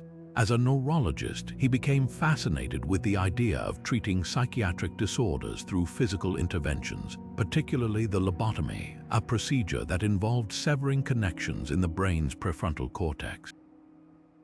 Freeman believed this would cure conditions like schizophrenia, depression, and anxiety, offering hope to patients and families desperate for solutions. His enthusiasm for the procedure was infectious, and he soon became its most vocal advocate, performing thousands of lobotomies across the United States. But the reality of Freeman's work was far from the miracle he promised. The lobotomy, often performed with crude tools and little regard for precision, left many patients permanently disabled, emotionally numb, or worse. Freeman himself described the procedure as a way to turn agitated patients into docile ones, but at what cost? Historians like Dr. Jack L. High, who authored The Lobotomist, described Freeman as a man driven by ego and a misguided belief in his own infallibility. His methods, which included performing lobotomies in hotel rooms and even using an ice pick-like instrument, were as reckless as they were unethical. Yet for a time, the medical establishment embraced him, awarding him accolades and publishing his research. The impact of Freeman's work was profound and far-reaching. Families, desperate for relief, trusted him with their loved ones only to see them transformed into shadows of their former selves. The popularity of lobotomies peaked in the 1940s and 50s, with Freeman himself performing over 3,000 procedures. But as the devastating consequences became impossible to ignore, public opinion shifted. By the 1960s, the lobotomy had fallen out of favor, replaced by more humane treatments and a growing awareness of patient rights. Freeman's legacy, once celebrated, became a cautionary tale, a reminder of how easily medical authority can be abused. What makes Freeman's story so unsettling is the way it forces us to confront the ethics of medical power. How do we balance the pursuit of progress with the responsibility to do no harm? Historians like Dr. Miriam Posner argue that Freeman's case is a stark reminder of the need for oversight and accountability in medicine. The lobotomy, she explains, wasn't just a medical failure, it was a failure of the systems meant to protect patients. Freeman's legacy challenges us to ask, how many other medical innovations have caused harm in the name of progress, and how do we ensure that history doesn't repeat itself? As we reflect on the shadowy legacy of Walter Freeman, we're reminded that not all figures who shaped history did so in the name of healing. Some fought battles not in hospitals, but on the front lines of war, their heroism overshadowed by the chaos of conflict. This brings us to the story of a soldier whose bravery changed the course of history, yet whose name remains unknown to most. Stay with us as we uncover the tale of a warrior whose light was dimmed by the very battles they helped win. In the chaos of war, where heroes are often born in the most desperate moments, there are those whose courage changes the course of history, only to have their names erased from the records. One such figure is Henry Johnson, an African-American soldier whose bravery during World War I was nothing short of extraordinary, yet whose story was buried for decades beneath the weight of prejudice and neglect. Johnson's journey is a testament to courage in the face of impossible odds, and a stark reminder of how easily heroism can be forgotten when it doesn't fit the narrative of the powerful.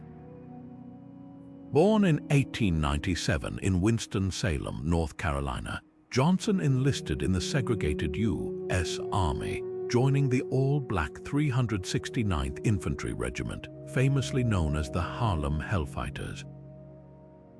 Sent to the front lines in France, Johnson and his unit faced not only the horrors of war but also the indignities of racism from their own army. Despite being relegated to labor duties and denied the respect given to white soldiers, the Harlem Hellfighters proved their mettle on the battlefield. And it was during a quiet night in May 1918 that Johnson's courage would shine brightest.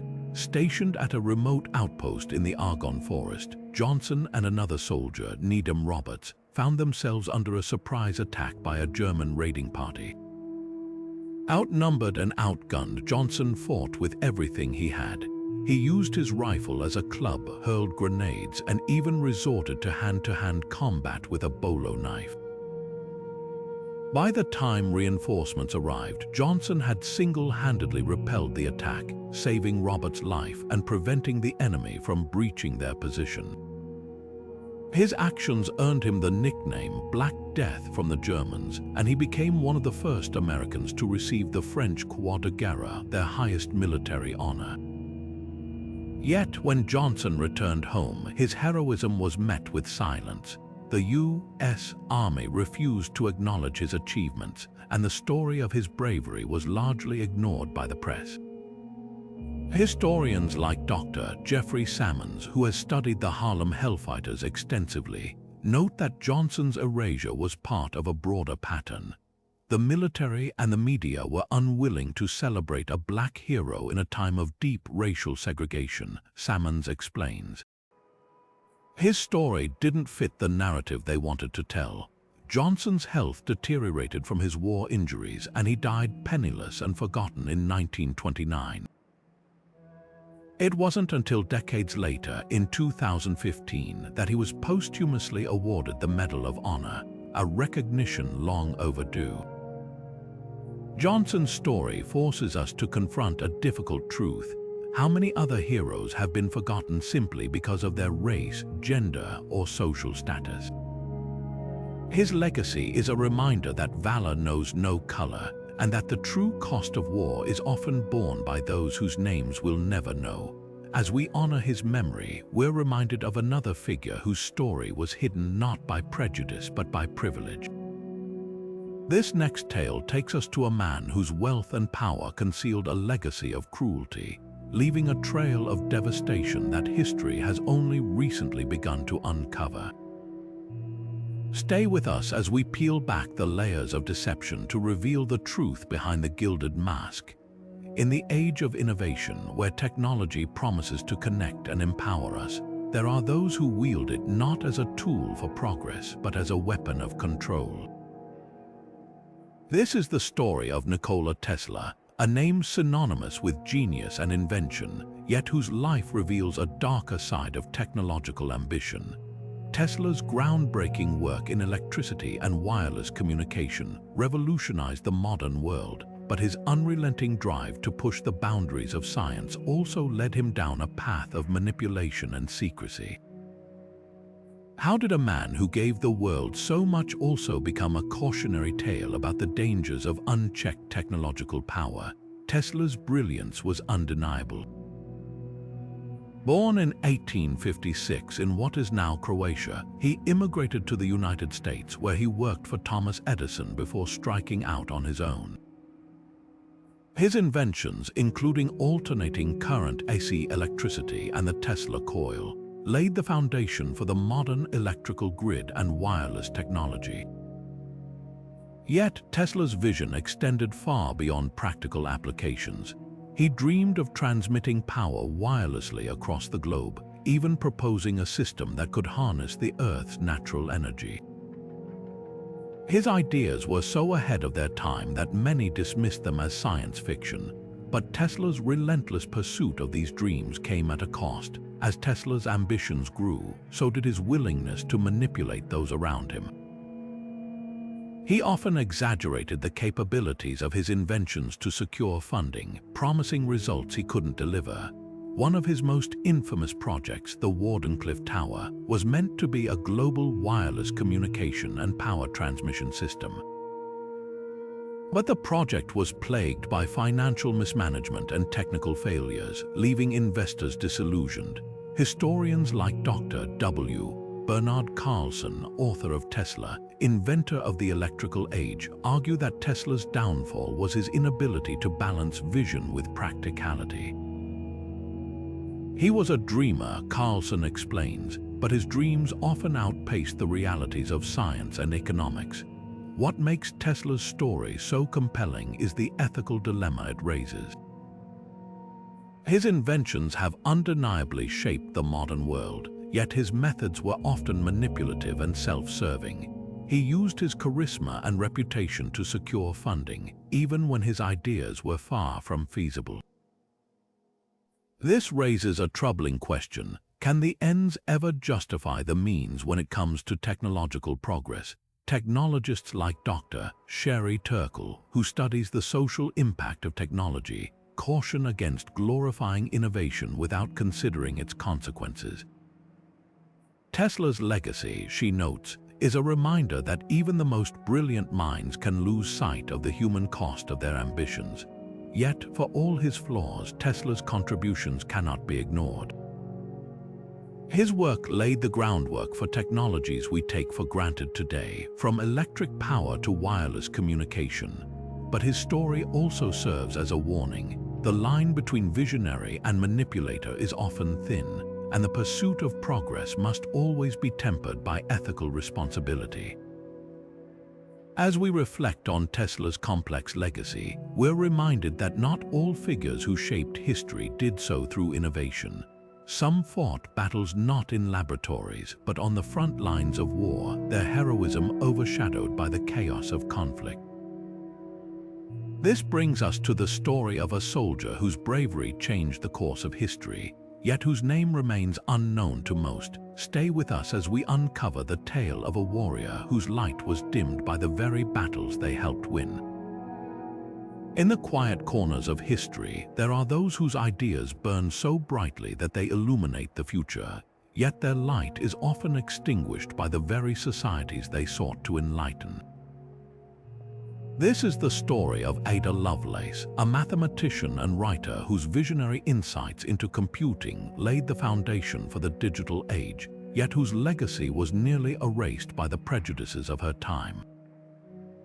Born in 1815 as the daughter of the poet Lord Byron, Lovelace was a woman of extraordinary intellect with a mind that saw possibilities far beyond the limitations of her era. Her collaboration with inventor Charles Babbage on the analytical engine, an early mechanical computer, led her to write what many consider the first computer program. Yet, for over a century, her contributions were dismissed, her brilliance overshadowed by the gender biases of her time. Lovelace's genius lay not just in her mathematical skill, but in her ability to imagine the future.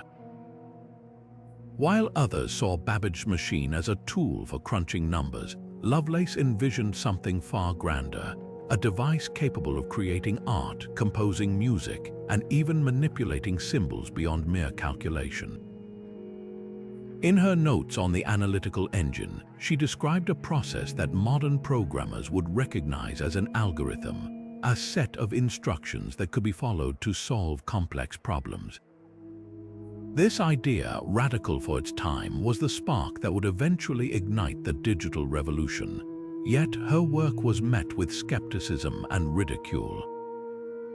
As historian Dr. Betty Toole explains, Lovelace's vision was so far ahead of its time that many of her contemporaries simply couldn't understand it.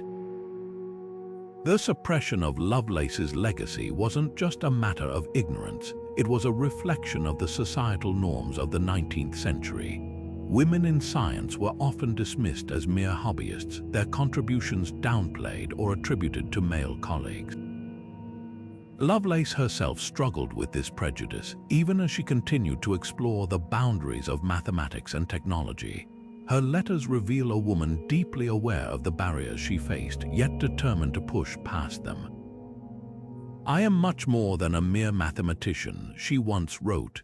"I am a poet of science," but her voice was silenced by the weight of history, her name forgotten until the 20th century when scholars began to rediscover her work. What makes Lovelace's story so compelling is the question it forces us to ask: how many other visionaries have been lost to time? How many minds, equally brilliant, were dismissed or erased simply because they didn't fit the mold of their era? Lovelace's life is a reminder that progress often comes from those who dare to dream beyond the boundaries of their time, and that the cost of ignoring those dreams can be immeasurable. As we reflect on the countless unnamed visionaries who shaped our world, we're drawn to a figure whose ideas were equally revolutionary, but whose legacy is far darker. This next tale takes us to a philosopher whose writings inspired generations, yet whose personal life revealed a legacy of cruelty. Stay with us as we uncover the story of a man whose brilliance masked a darker truth, leaving a trail of devastation that history has only begun to unravel. Few figures in history blur the line between brilliance and villainy as starkly as Arthur Schopenhauer, a philosopher whose profound insights into human nature and suffering were matched only by the cruelty he inflicted in his personal life. Known for his groundbreaking work The World as Will and Representation, Schopenhauer's philosophy explored the relentless, often destructive nature of human desire. Yet, behind his intellectual achievements lay a man whose actions often contradicted the very principles he espoused in his writings. How could someone so deeply attuned to the human condition also embody its darkest impulses? The answer lies in the unsettling duality of Schopenhauer himself.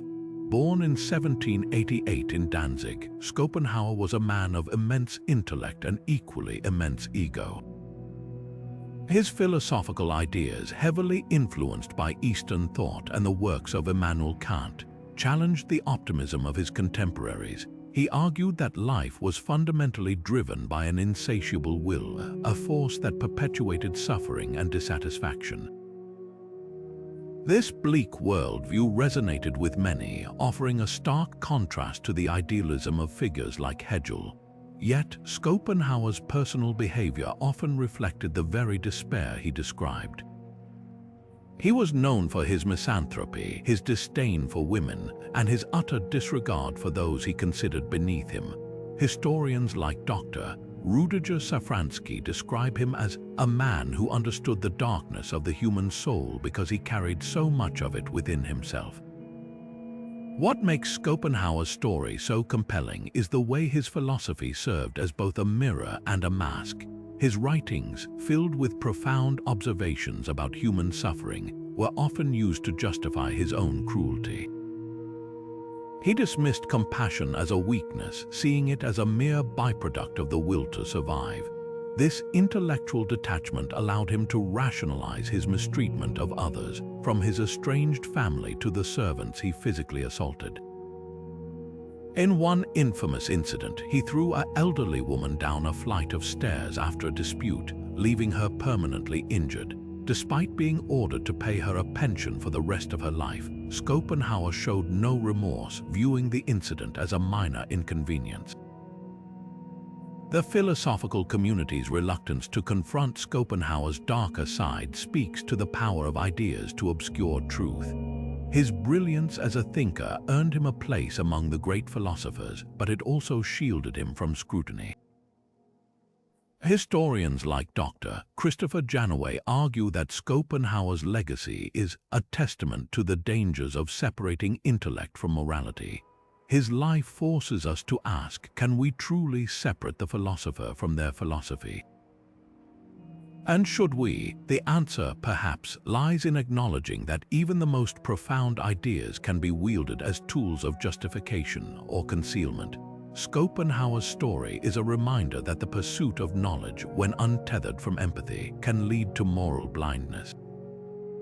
As we reflect on the unsettling duality of his life, we're reminded that not all figures who shaped history did so with noble intentions. Some were betrayed by those they trusted most, their heroism overshadowed by the very people they sought to protect. This brings us to the tale of a leader whose courage and vision inspired millions, only to be silenced by the machinations of power. Stay with us as we uncover the story of a man whose fight for justice was met with treachery, leaving a legacy that history has only begun to reclaim. Beneath the weight of history's grand narratives, there are those whose dreams were shattered not by failure, but by betrayal, a wound far deeper than defeat.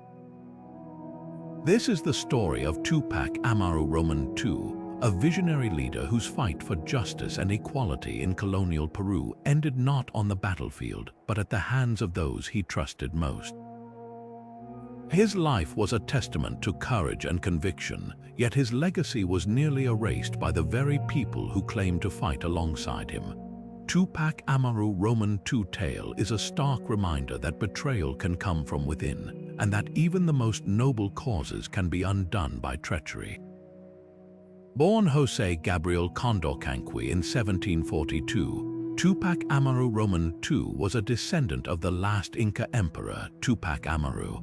He grew up witnessing the brutal exploitation of indigenous peoples under Spanish colonial rule, a system built on forced labor, crippling taxes, and cultural erasure. Determined to break these chains, he rallied indigenous and mestizo communities, uniting them under a single vision of freedom and dignity. In 1780, he launched a rebellion that shook the foundations of the Spanish Empire, demanding an end to oppression and the restoration of indigenous rights. His leadership was marked by both military prowess and a deep sense of justice. He famously declared, "I do not seek to spill blood, but to end the tyranny that oppresses us." Yet his commitment to fairness would ultimately be his undoing. The betrayal came from within his own ranks. As the rebellion gained momentum, internal divisions began to surface. Some of his closest allies, swayed by promises of pardon or personal gain, turned against him. Among them was his own godfather, who conspired with Spanish authorities to capture him. In a heartbreaking twist, Tupac Amaru Roman II was betrayed by those he had fought to protect. Captured in 1781, he endured a brutal trial and a public execution so horrific it was meant to serve as a warning to others. His limbs were tied to horses and torn apart, his body dismembered, and his family and followers massacred. The Spanish hoped to erase not just the man, but the very idea of resistance. Yet, Tupac Amaru Roman II's vision could not be so easily destroyed. His rebellion, though crushed, sowed the seeds of future uprisings across Latin America, inspiring movements for independence and justice. Historians like Dr. Charles Walker describe him as a figure whose bravery transcended his time, a martyr whose legacy lives on in the fight for equality. But for centuries, official records downplayed his role, painting him as a failed rebel rather than a visionary leader. It wasn't until the 20th century that his story began to be reclaimed, his name becoming a symbol of resistance and hope. The pain of Tupac Amaru Roman II betrayal forces us to confront a difficult truth. History is not just shaped by battles won or lost, but by the trust broken between allies. His story is a reminder that the fight for justice is often as much about unity as it is about courage, and that betrayal can leave wounds that echo through generations. As we reflect on his legacy, we're drawn to another figure whose darkness was concealed not by silence, but by the beauty of art. This brings us to the story of a man whose musical genius captivated the world, even as his personal life revealed a legacy of cruelty. Stay with us as we uncover the tale of a composer whose melodies masked a darker truth. Music has the power to inspire, to heal, and to unite, but in the hands of the wrong person, it can also become a weapon of control. This is the story of Richard Wagner, a composer whose operas are celebrated as masterpieces of art and emotion, yet whose life reveals a darker side to his genius. Wagner's music was revolutionary, reshaping the landscape of Western classical music with works like the Ring Cycle and Tristan und Isolde. But behind the soaring melodies and intricate harmonies lay a man whose personal beliefs and actions cast a long, troubling shadow over his legacy. How could someone capable of creating such beauty also harbor such darkness? The answer lies in the complex, often contradictory nature of Wagner himself. Born in 1813 in Leipzig, Germany, Wagner was a man of immense ambition and ego. His operas were not just musical compositions, they were grand, sweeping narratives that explored themes of love, power, and redemption. But Wagner's vision extended beyond the stage. He saw himself as a cultural savior, a figure destined to elevate German art and identity. This belief drove him to create works that were deeply nationalistic, filled with mythological themes and Germanic folklore. While his music captivated audiences, it also carried subtle, and sometimes not so subtle messages that reflected his troubling ideologies. Scholars like Dr. Michael Tanner argue that Wagner's operas were both a celebration of human emotion and a vehicle for his personal prejudices. Perhaps the most controversial aspect of Wagner's legacy is his anti-Semitism.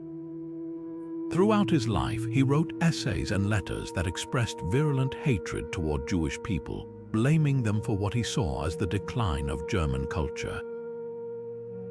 This prejudice seeped into his music, with characters like Alberich in the Ring Cycle often interpreted as caricatures of Jewish stereotypes.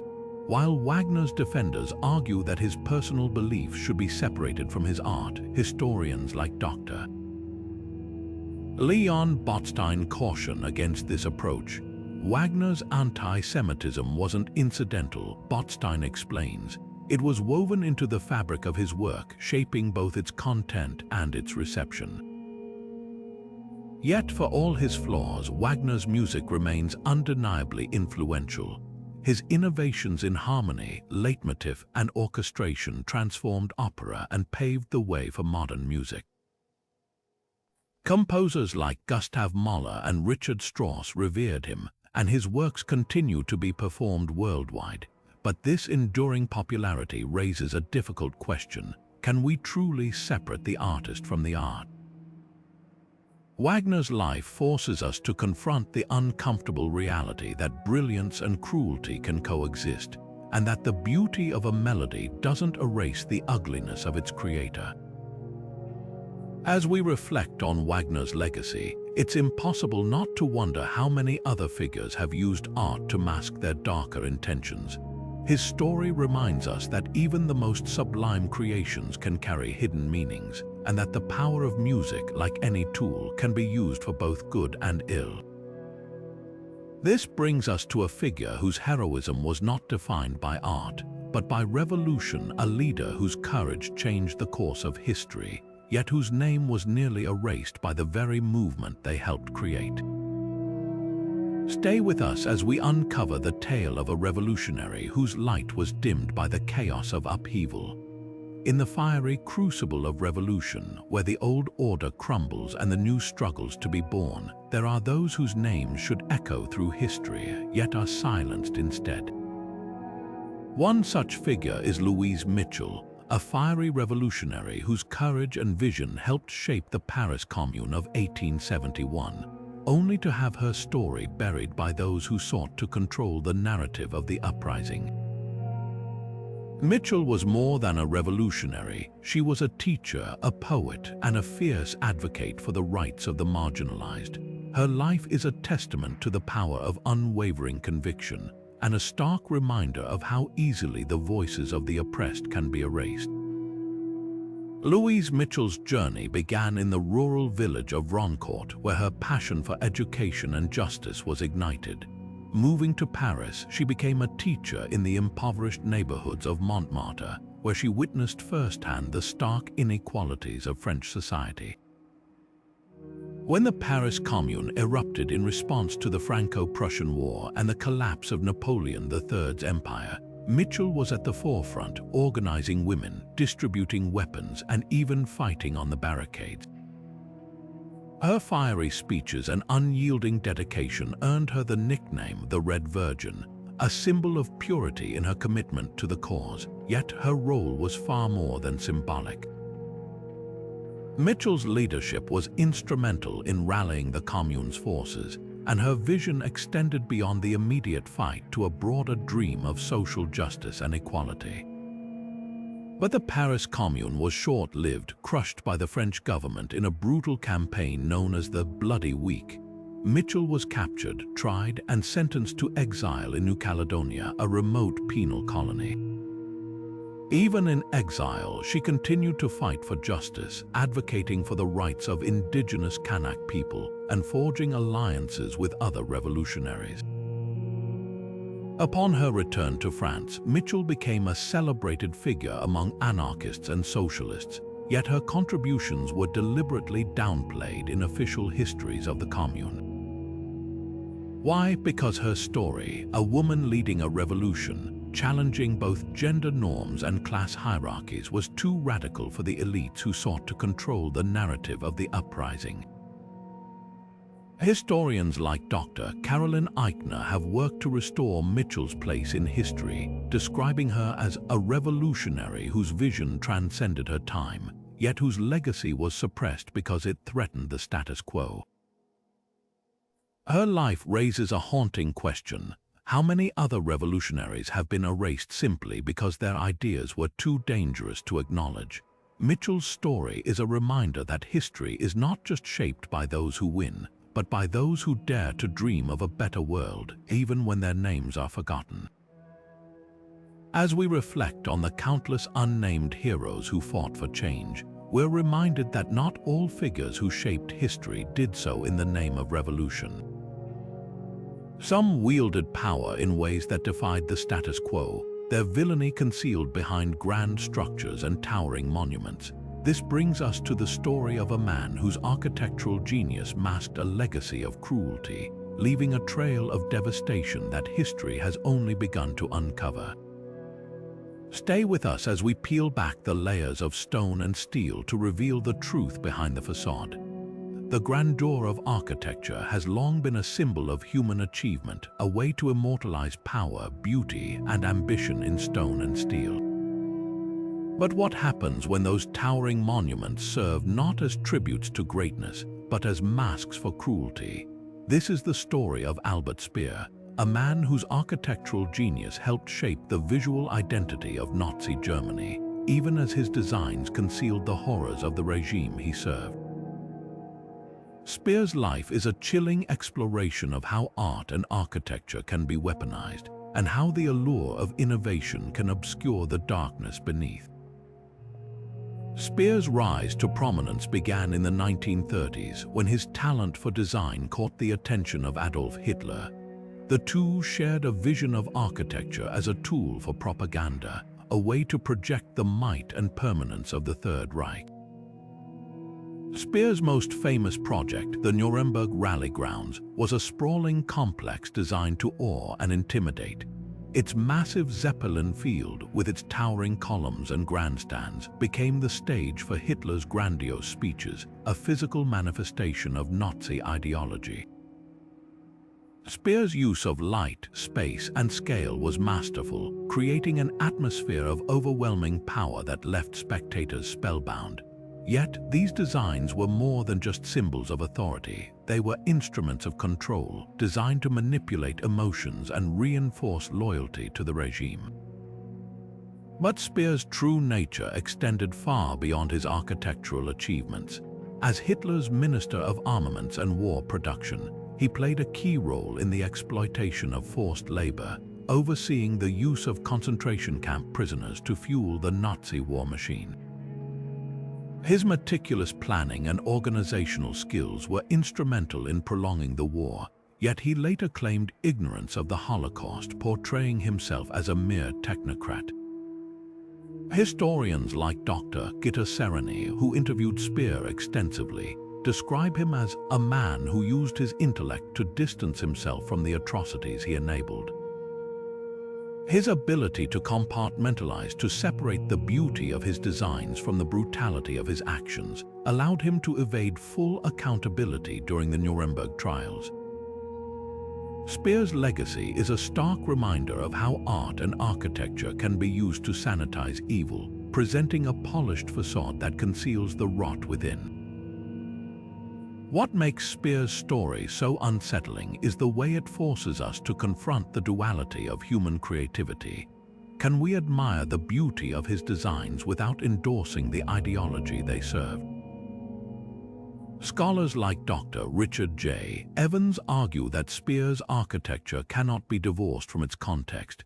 His buildings were not just structures, Evans explains. They were symbols of a regime built on oppression and genocide. Speer's life challenges us to ask how many other architects, artists, and creators have used their talents to mask darker truths. And how do we reckon with the legacies they leave behind? As we reflect on the power of architecture to conceal, we're reminded that not all figures who shaped history did so through grand designs. Some fought battles not with blueprints but with words and ideas, their heroism overshadowed by the political forces they sought to challenge. This brings us to the story of a leader whose courage and vision inspired millions, yet whose name was nearly erased by the very system he sought to reform. Stay with us as we uncover the tale of a man whose fight for justice was silenced by the machinations of power. In the world of politics, where power is often concentrated in the hands of the few, there are those who rise not to join the establishment but to dismantle it. One such figure is Jean-Baptiste, an enigmatic revolutionary whose radical ideas and unyielding defiance made him a thorn in the side of the French Revolution's leaders and ultimately led to his erasure from history. Known as the orator of the human race, Cloutz was a visionary who dreamed of a world without borders, where all people would live as equal citizens of a global republic. Yet his story is not one of triumph but of suppression, a reminder of how the political establishment silences those who dare to challenge it too boldly. Cloutz's journey began in Prussia, where he was born in 1755 into a wealthy aristocratic family. But unlike many of his peers, Cloutz rejected the privileges of his birth, dedicating his life to the idea of universal equality. When the French Revolution erupted in 1789, he saw it as the spark that could ignite a global transformation. Moving to Paris, he became an outspoken advocate for a universal republic, a radical vision that called for the abolition of all national boundaries and the unification of humanity under a single government. His speeches were fiery, his writings bold, and his commitment unwavering. He even renounced his noble title, declaring himself Anacharsis Cloutz, in honor of an ancient Scythian philosopher who had criticized the corruption of power. But Cloutz's radicalism soon made him a target. While the early days of the revolution celebrated his internationalist ideals, the rise of the Jacobins and their focus on national sovereignty turned his ideas into a liability.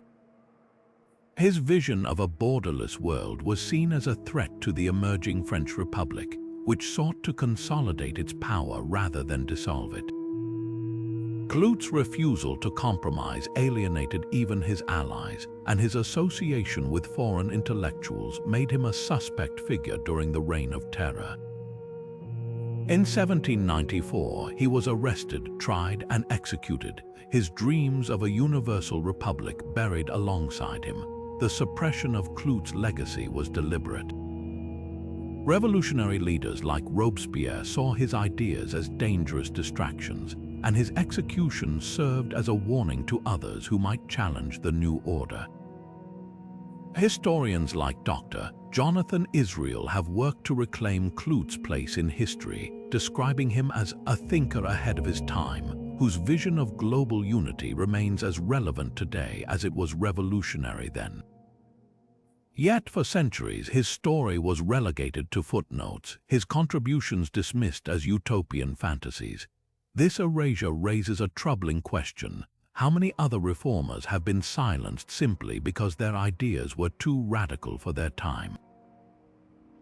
Cloutz's life is a testament to the courage it takes to dream of a better world, even when that dream is met with hostility. His story challenges us to ask, what might we learn from those who dared to imagine a future beyond the confines of their era? As we reflect on the cost of his vision, we're reminded that not all those who shaped history did so in the name of politics. Some wielded influence in ways that defied convention, their villainy concealed behind the elegance of art and culture. This brings us to the story of a figure whose charm and creativity masked a legacy of cruelty, leaving a trail of devastation that history has only begun to uncover. Stay with us as we peel back the layers of silk and lace to reveal the truth behind the fashion icon who used beauty as a weapon.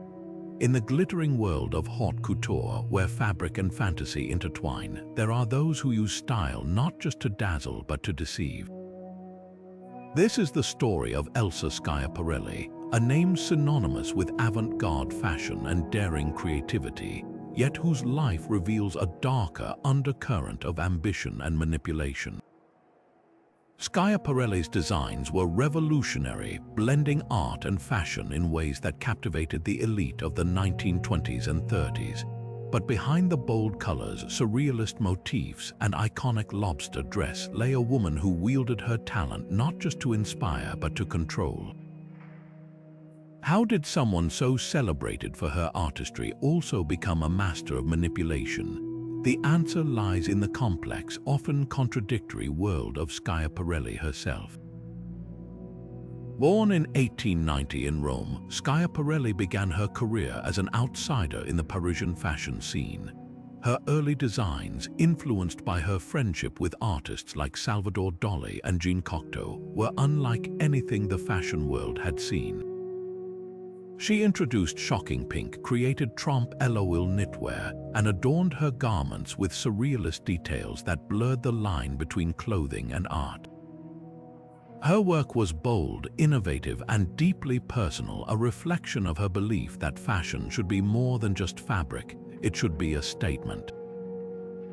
Yet as her fame grew, so did her willingness to exploit those around her. Friends, collaborators, and even rivals became pawns in her relentless quest for dominance. What made Schiaparelli's rise so remarkable and so troubling was her ability to manipulate perception. She understood that fashion wasn't just about clothing, it was about identity, power, and influence. Her designs were carefully crafted to evoke awe and admiration, but they also served as tools of control. She cultivated an image of herself as a daring, almost mythical figure, a woman who defied convention and reshaped the world of fashion. Yet, beneath this glamorous exterior lay a calculating mind, one that used her charm and creativity to silence critics, outmaneuver competitors, and maintain her position at the top. Historians like Dr. Muriel Sechrist describe her as a woman who used beauty as a weapon, turning the art of fashion into a battlefield. Schiaparelli's legacy is further complicated by her associations with the political elite of her time. During the rise of fascism in Europe, she continued to cater to wealthy clients, including those with ties to authoritarian regimes. While she never openly endorsed these ideologies, her willingness to profit from them raises uncomfortable questions about the role of artists in times of moral crisis. As fashion historian Dr. Valerie Steele notes, Schiaparelli's story is a reminder that creativity can be both a force for liberation and a tool for complicity. Her life challenges us to ask how much of her brilliance was genuine artistry and how much was a carefully constructed facade. The power of fashion lies in its ability to transform, to conceal, and to reveal. Schiaparelli's story is a testament to this duality, a reminder that even the most beautiful creations can hide darker truths. As we reflect on her legacy, we're reminded that not all those who shaped history did so through the lens of art and style. Some ventured into the unknown, their heroism overshadowed by the vastness of the world they sought to explore. This brings us to the story of a figure whose courage and curiosity took them to the edges of the map, yet whose name remains lost in the shadows of exploration. Stay with us as we uncover the tale of an adventurer whose light was dimmed by the very horizons they sought to conquer. In the vast expanse of the world's oceans, where the horizon stretches endlessly and the stars guide the way, there are those who charted courses into the unknown, only to have their names erased from the maps they helped create. Among these forgotten navigators is Ahmad ibn Majid, a 15th-century Arab sailor whose mastery of the seas rivaled that of any European explorer. Known as the Lion of the Sea, Ibn Majid was a polymath, a poet, and a navigational genius whose expertise guided countless sailors through the treacherous waters of the Indian Ocean. Yet, despite his profound contributions, his name remains overshadowed by the more celebrated figures of the Age of Exploration. Ibn Majid's story begins in the coastal city of Jolfar, in what is now the United Arab Emirates. Born into a family of seafarers, he grew up immersed in the art of navigation, learning to read the stars, winds, and currents with uncanny precision. He authored over 40 works on maritime science, including the Kitab al-Fawaid fi Yuzul Ilm al-Bahr wal-Qawaid, or Book of Useful Information on the Principles and Rules of Navigation. This text, a comprehensive guide to sailing the Indian Ocean, was so advanced that it remained in use for centuries. Yet it was his role in aiding Vasco da Gama's voyage to India that both cemented his legacy and obscured it. Da Gama, often credited with discovering the sea route to India, relied heavily on Ibn Majid's knowledge, though the Arab navigator's contributions were quickly downplayed in European accounts. What makes Ibn Majid's erasure so poignant is the sheer scale of his achievements. He didn't just navigate, he revolutionized the way sailors understood the seas. His work laid the groundwork for the global trade routes that would shape the modern world. Yet, because his accomplishments didn't align with the Eurocentric narrative of exploration, they were largely ignored. Historians like Dr. Abdulrahman al-Salami have worked to restore Ibn Majid's place in history, describing him as a figure whose brilliance transcended borders, yet whose story was confined to the margins. So why was Ibn Majid forgotten? Part of the answer lies in the way history is written, often by those who hold the pen. Explorers like Da Gama were celebrated as pioneers, while those who guided them were relegated to footnotes. But it's also a reflection of how cultural biases shape our understanding of the past. Ibn Majid's story challenges us to reconsider what we think we know about exploration. How many other navigators, cartographers, and adventurers have been lost to history simply because their stories didn't fit the dominant narrative? As we reflect on Ibn Majid's legacy, it's impossible not to wonder about the countless other explorers whose names we'll never know. Their journeys, like his, were filled with courage, ingenuity, and a relentless drive to push the boundaries of the known world. And while their stories may have faded, their impact endures, not in the pages of history books, but in the world they helped shape. This brings us to a figure whose story is equally shrouded in mystery, but for very different reasons. Where Ibn Majid's brilliance was overshadowed, our next subject's villainy was hidden in plain sight. Stay with us as we uncover the tale of a man whose charm and power masked a legacy of deceit and destruction, leaving a trail of devastation that history has struggled to confront. In the world of medicine, where the Hippocratic Oath binds practitioners to do no harm, there are those who have twisted the healing arts into tools of control and deception.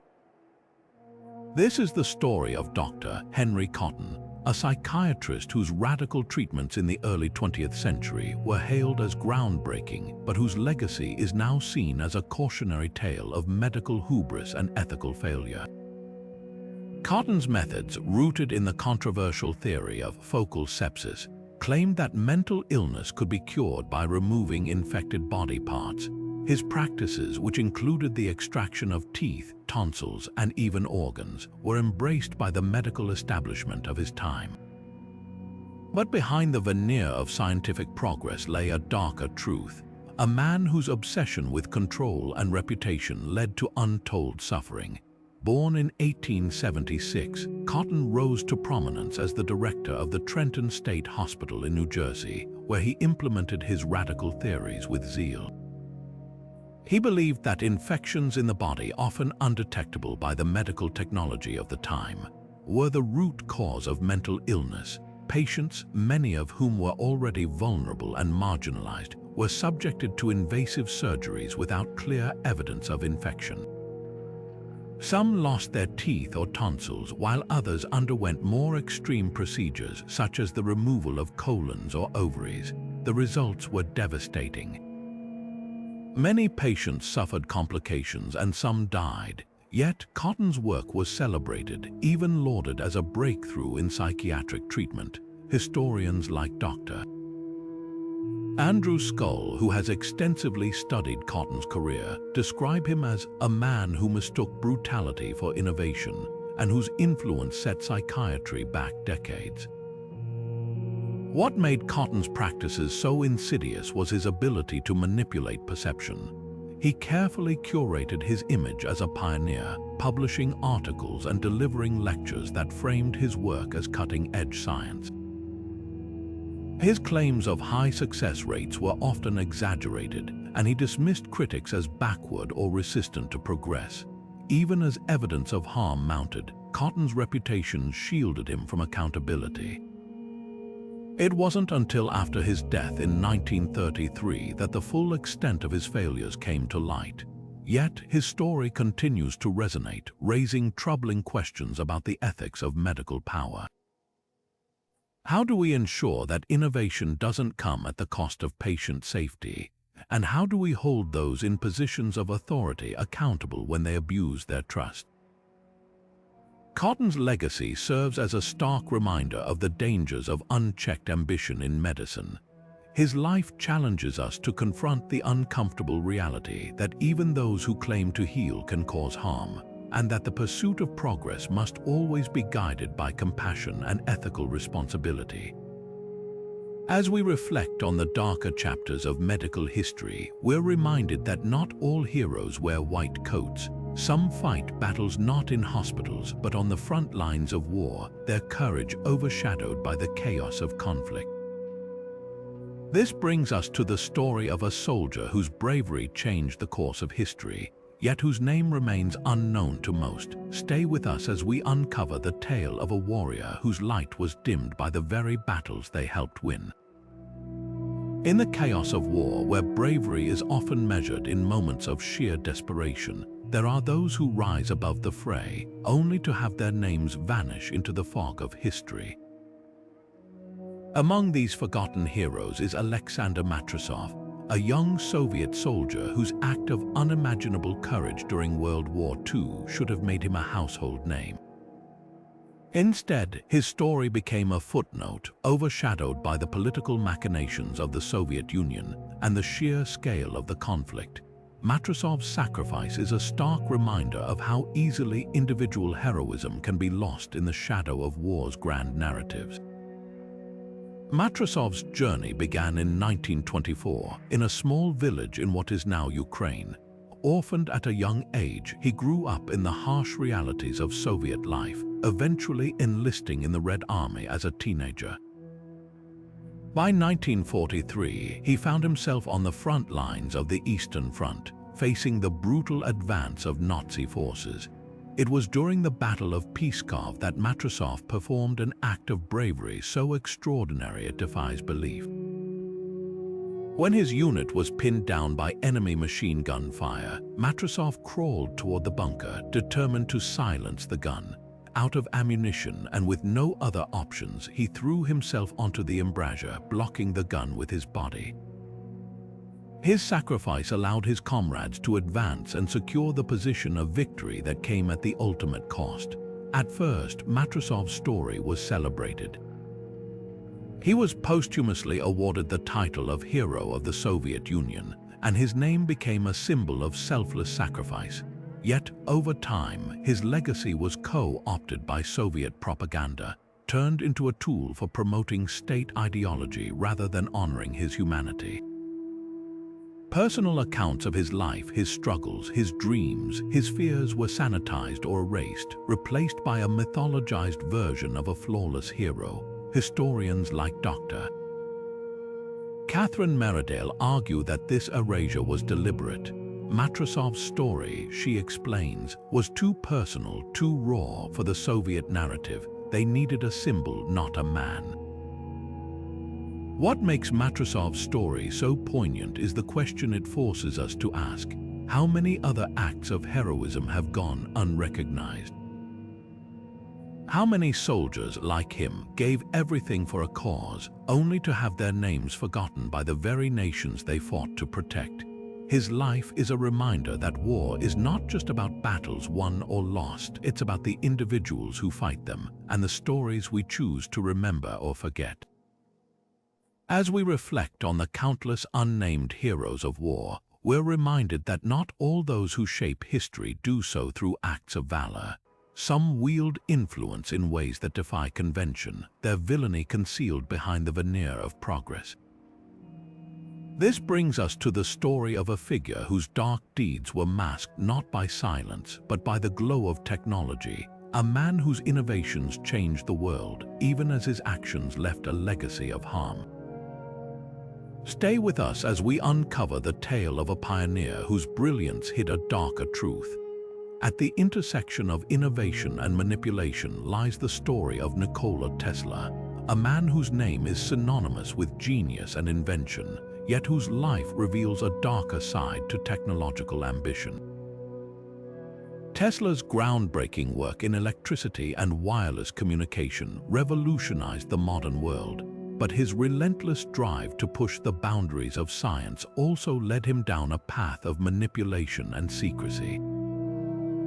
How did a man who gave the world so much also become a cautionary tale about the dangers of unchecked technological power? The answer lies in the duality of Tesla himself. Tesla's brilliance was undeniable. Born in 1856 in what is now Croatia, he immigrated to the United States, where he worked for Thomas Edison before striking out on his own. His inventions, including alternating current AC electricity and the Tesla coil, laid the foundation for the modern electrical grid and wireless technology. Yet, Tesla's vision extended far beyond practical applications.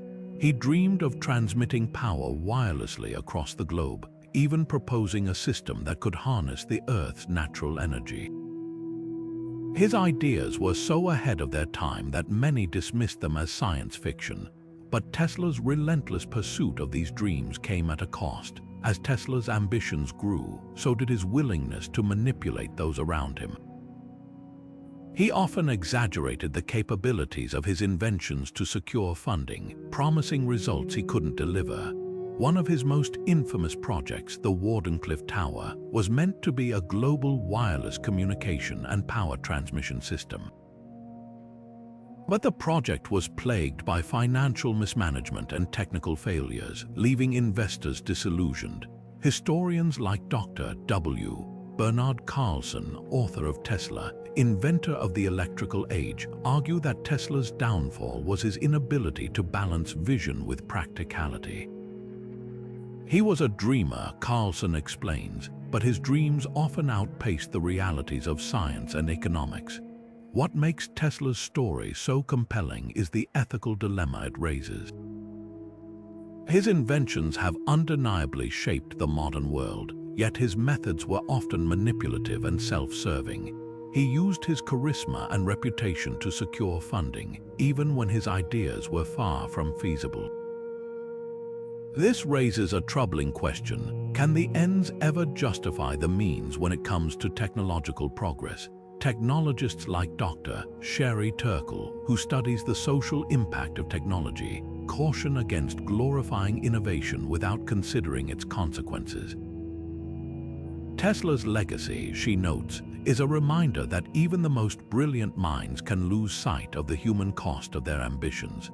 Yet, for all his flaws, Tesla's contributions cannot be ignored. His work laid the groundwork for technologies we take for granted today, from electric power to wireless communication. But his story also serves as a warning. The line between visionary and manipulator is often thin, and the pursuit of progress must always be tempered by ethical responsibility. As we reflect on Tesla's complex legacy, we're reminded that not all figures who shaped history did so through innovation. Some fought battles not in laboratories, but on the front lines of war, their heroism overshadowed by the chaos of conflict. This brings us to the story of a soldier whose bravery changed the course of history, yet whose name remains unknown to most. Stay with us as we uncover the tale of a warrior whose light was dimmed by the very battles they helped win. Imagine a world where the ideas that shape our future are born centuries too early, where the brilliance of a single mind is so far ahead of its time that it's misunderstood, ignored, and ultimately forgotten. This is the story of Aylmer of Malmesbury, an 11th century monk whose fascination with flight led him to attempt one of history's first recorded human flights.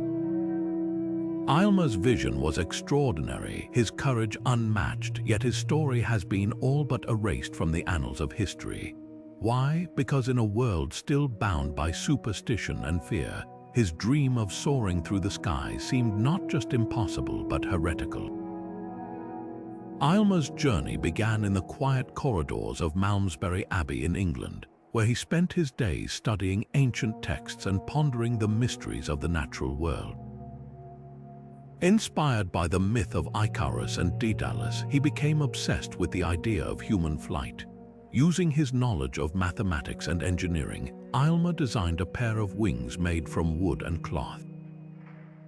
In what must have been a breathtaking moment of daring, he climbed the abbey's tower, strapped on his wings, and leapt into the air. Remarkably, he managed to glide for a short distance before crashing to the ground and breaking both his legs.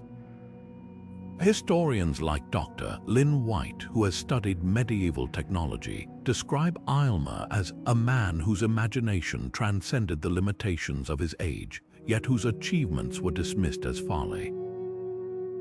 So why was Aylmer's story buried? Part of the answer lies in the medieval mindset, where innovation was often seen as a challenge to divine order.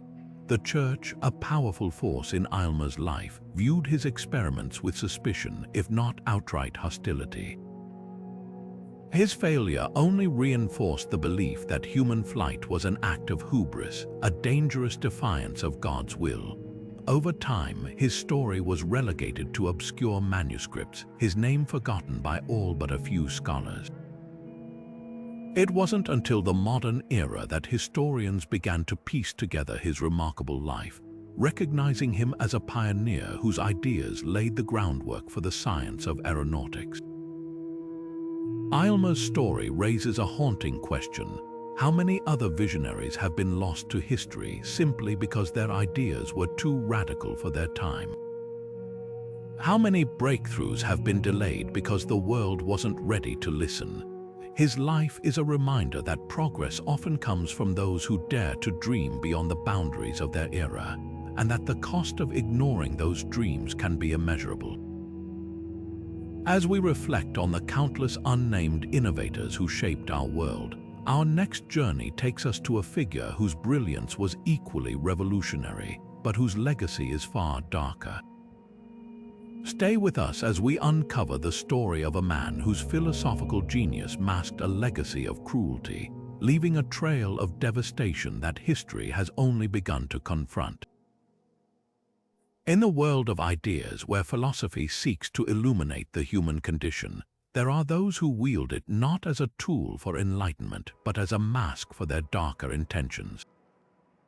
This is the story of Julien Offray de la Mettrie, an 18th-century French philosopher whose radical ideas about materialism and the nature of the soul challenged the intellectual establishment of his time, but whose personal life revealed a man whose actions often contradicted the ideals he espoused. La Mettrie's philosophy was groundbreaking, even liberating, yet his legacy is a cautionary tale about how the power of ideas can be used to obscure the truth. La Mettrie's most famous work, L'Homme Machine, Man a Machine, argued that humans are purely physical beings, driven by material forces rather than a spiritual soul. This idea, shocking to many, was a direct challenge to the religious and philosophical orthodoxy of the Enlightenment. La Mettrie's boldness earned him both admiration and scorn as he became a polarizing figure in intellectual circles. Yet, behind his provocative ideas lay a man whose personal conduct often betrayed the very principles of rationality and self-control he championed.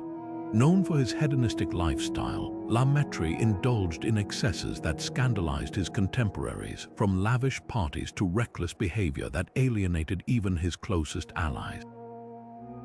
Historians like Dr. Anne Thompson describe him as a man whose brilliance was matched only by his capacity for self-destruction. What makes La Mettrie's story so compelling is the tension between his philosophy and his actions. While his work argued for a deterministic view of human behavior, that we are all machines driven by physical needs, his own life seemed to revel in chaos and indulgence. This contradiction raises a troubling question. Did La Mettrie truly believe in the ideas he preached, or were they a clever way to justify his own excesses? Scholars like Dr. Kathleen Wellman argue that his philosophy, while revolutionary, was also a convenient shield. La Mettrie used his ideas to absolve himself of moral responsibility, she explains.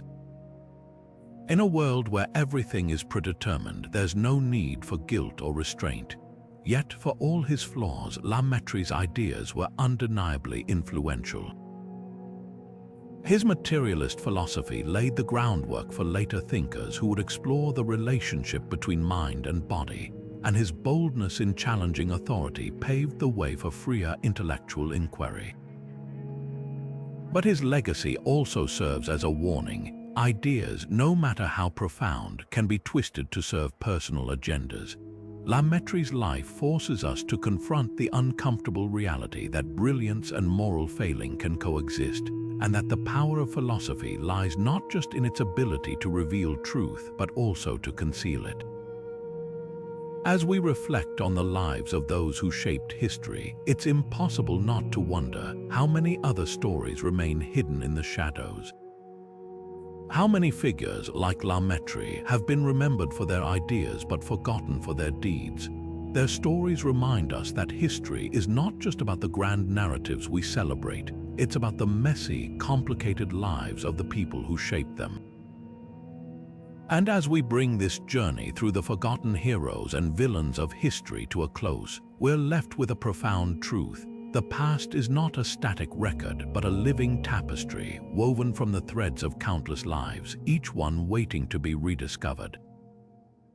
Now, as we turn the final page, let's take a moment to reflect on what these stories teach us, not just about the past, but about ourselves and the world we're still striving to understand.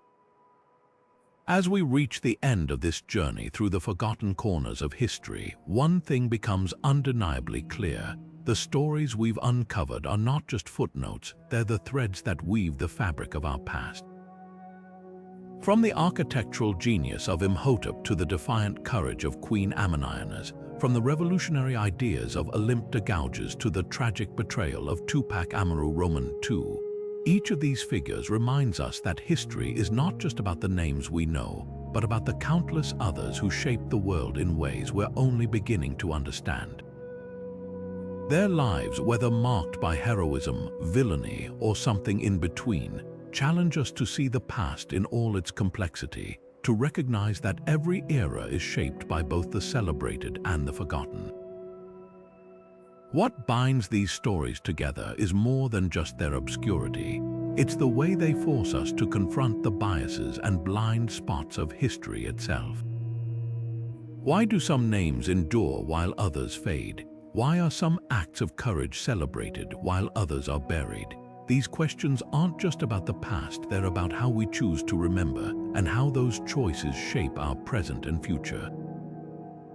By rediscovering these forgotten figures, we're not just honoring their legacies, we're reclaiming a richer, more inclusive understanding of history, one that acknowledges the contributions of all who came before us.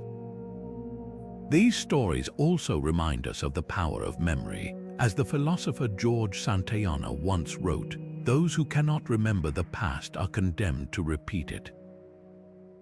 The lives we've explored today are more than just tales of triumph or tragedy. They're lessons. They teach us about the dangers of unchecked power, the cost of betrayal, the resilience of the human spirit, and the importance of standing up for what's right, even when the odds seem impossible.